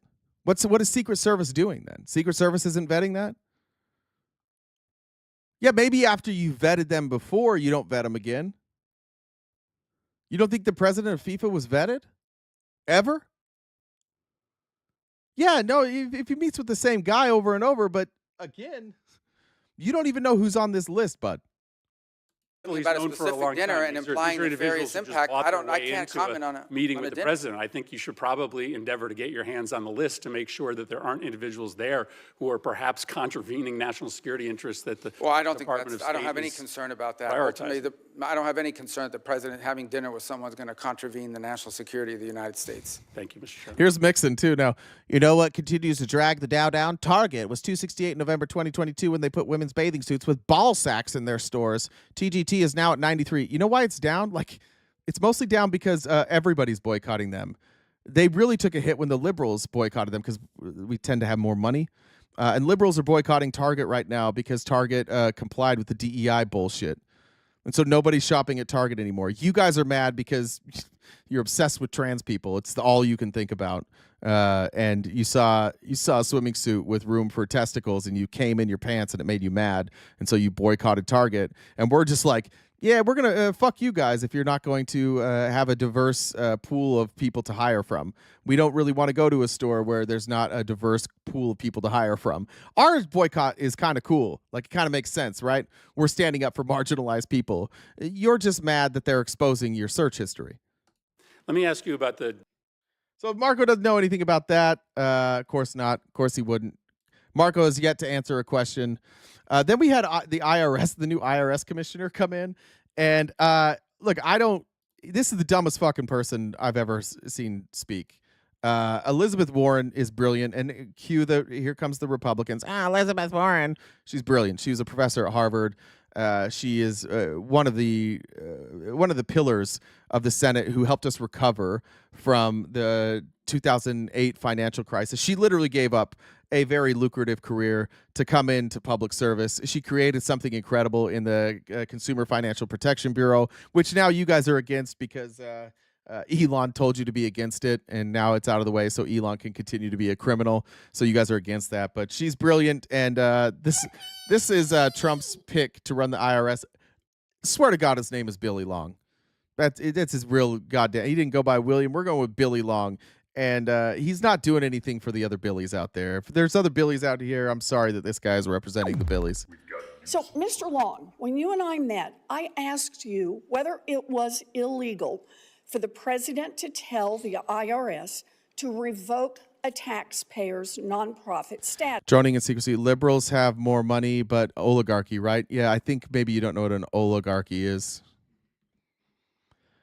It's an oligarchy is like a handful of people with an insane amount of wealth who control everything, and they're doing it. They're not you. I just want to be clear about this. Like, on average, if you take legitimately, like, you take what people have, like, look at the richest counties in the country. Where are the wealthiest counties in the country? They're blue counties. Where are the poorest? Red counties. So yeah, you do have some billionaires that came to your side, and they were never on your side. Isn't that weird? They weren't on your side until all of a sudden they found a guy who will do whatever they tell them to do, and now they're suddenly all Republicans. And they've bragged about it openly. You can watch, I forget his name, he was on Santino's podcast, and he's like, I used to give money to Democrats all the time, and they wouldn't even take my call, and now I gave Trump a few $1 million, and he'll pick up the phone anytime I want him to.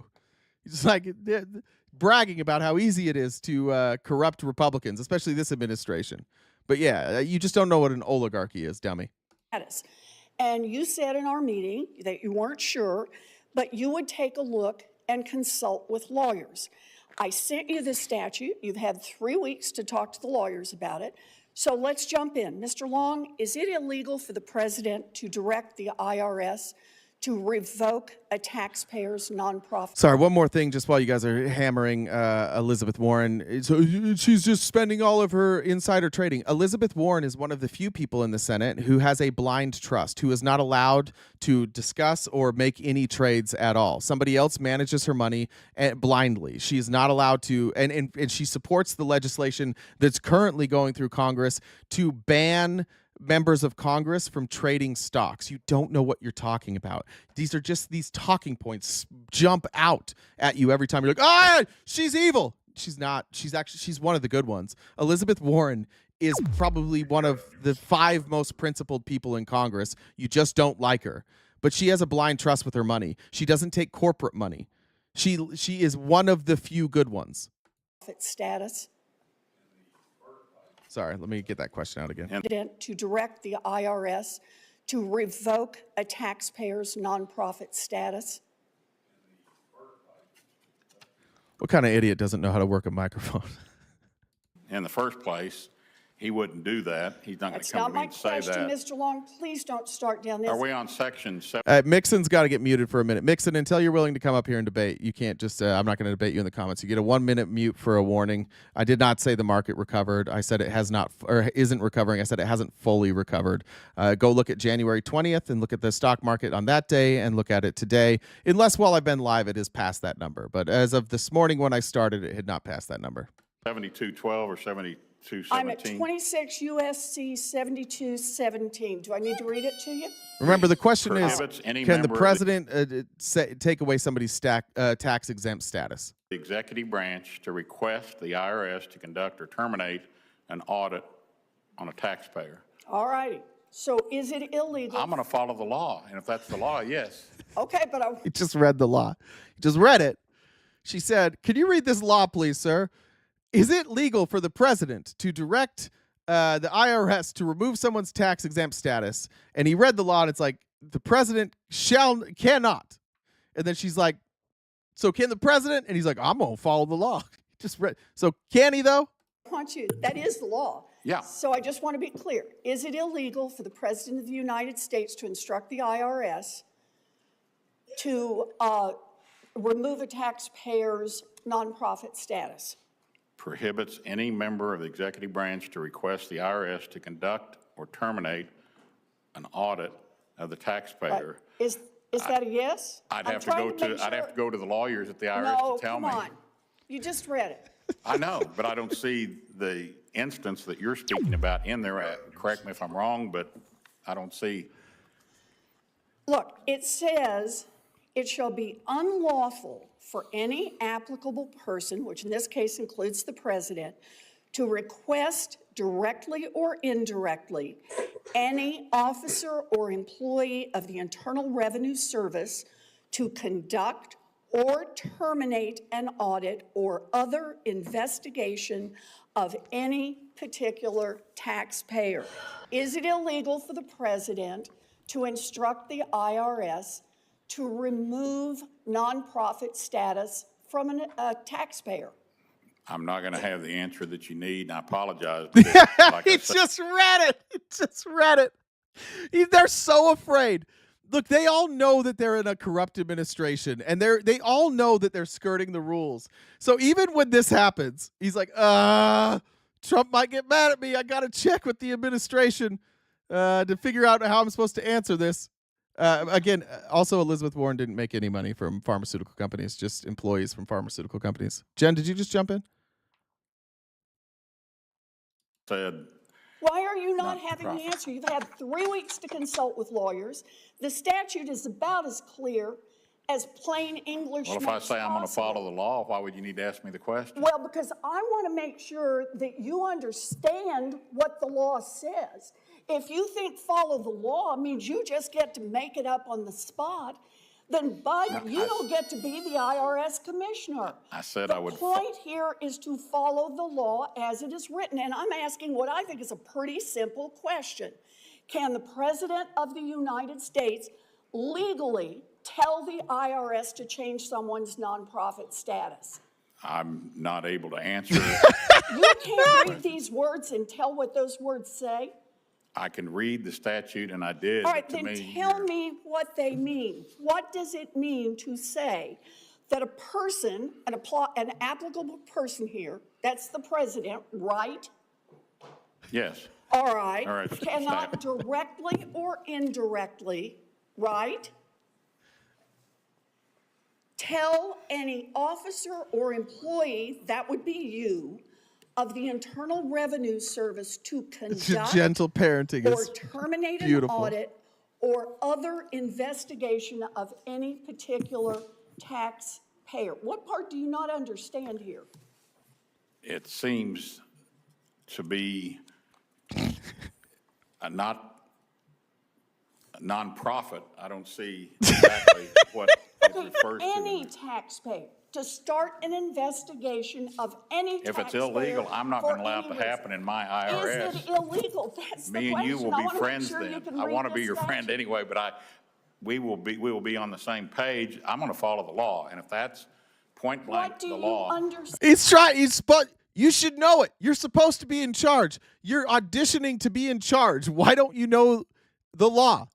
And why should we have any confidence that if you don't know the law, that you'll follow the law? How will you follow the law if you don't know the law? See the problem here? Understand the law to be saying about the president telling the IRS in his dealings with any particular taxpayer. What do you understand this law to be saying? I think it sounds like it's saying what you're saying, but I don't. But I'm afraid to say it. Section here, and I looked at it. I talked to an attorney that used to be at the IRS and now going to maybe be back at the IRS, and I'm sorry if I don't have the answer. What, you mean the lawyers told you they couldn't understand this? The what? The lawyers told you they couldn't understand this? I didn't say that. Well, then tell me, what part do you not understand? It says, no person, and you've said that's the president, that includes the president, cannot instruct any officer, that would be you, of the IRS to conduct or to terminate an audit or other investigation for any particular taxpayer. I don't intend to let anybody direct me to start audit for political reasons or any other type of reason. Does that include the President of the United States? That's anyone. Can you say yes, that the President of the United States cannot tell the IRS what to do? I can tell them they're not going to tell me what to do. Oh, There's other agents at the IRS that you're talking about, but I'm telling you what I don't want to have happen in my IRS. You know, Mr. Long, you'd have a lot more credibility if You guys are all such fucking cowards when it comes to like criticizing Donald Trump. It's crazy. Valerie said, fuck text. Droning in scenery's back.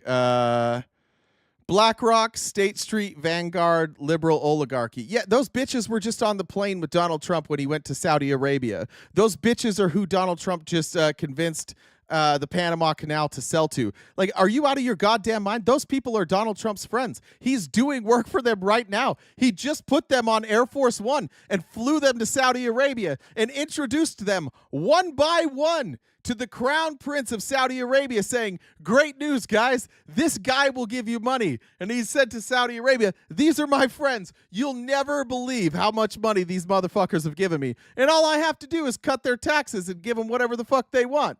It's crazy. Like, how do you not see this? How do you not see that the deep state is literally in bed with Donald Trump? They're flying on the fucking plane with him. Do you not know this? You don't know any of this stuff? Who just bought the Panama Canal? Trump was just bragging about, literally, in his not State of the Union, but his address to Congress. He bragged in the address to Congress that he got both sides of the Panama Canal. He was able to negotiate something where BlackRock could buy both sides. Are you out of your fucking mind? This guy, they're with you, dude. They're with you. They're in bed with you. This is the problem that we have. I mean, I appreciate you donating, and I appreciate you coming up here and calling me dumb repeatedly, but this has not gone well for you today, bud.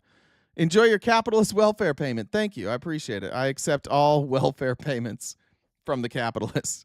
Trump supporters are being gaslit into counseling, I think is what you're saying there. Izzy, thanks for joining the dollar train. Jamar said vaginas and penises on a dollar train.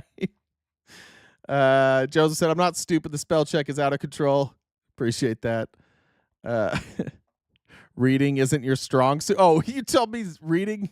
Thanks for the reading isn't your strong suit. Welfare is. Dude, I read what you said. You want me to read it again? Here your welfare payment of $2, making it $4, and you no spacing. And your Y-O-U-R, it should have been Y-O-U apostrophe R-E, because you're trying to say you are, which is two words. You use the apostrophe to connect those two words, but you spelled that wrong. You're a 48 IQ public schools, that's plural, educated. Put it on the piece of screen. shit. Oh yeah, you wanted to see it? There it is. Okay. Your Y-O-U-R a 48 IQ public schools educated POS. All right. Yeah, I'm done. It's fine. I think you put in a good effort. All right, that's gonna wrap it up for the day. Anything from you, Jen?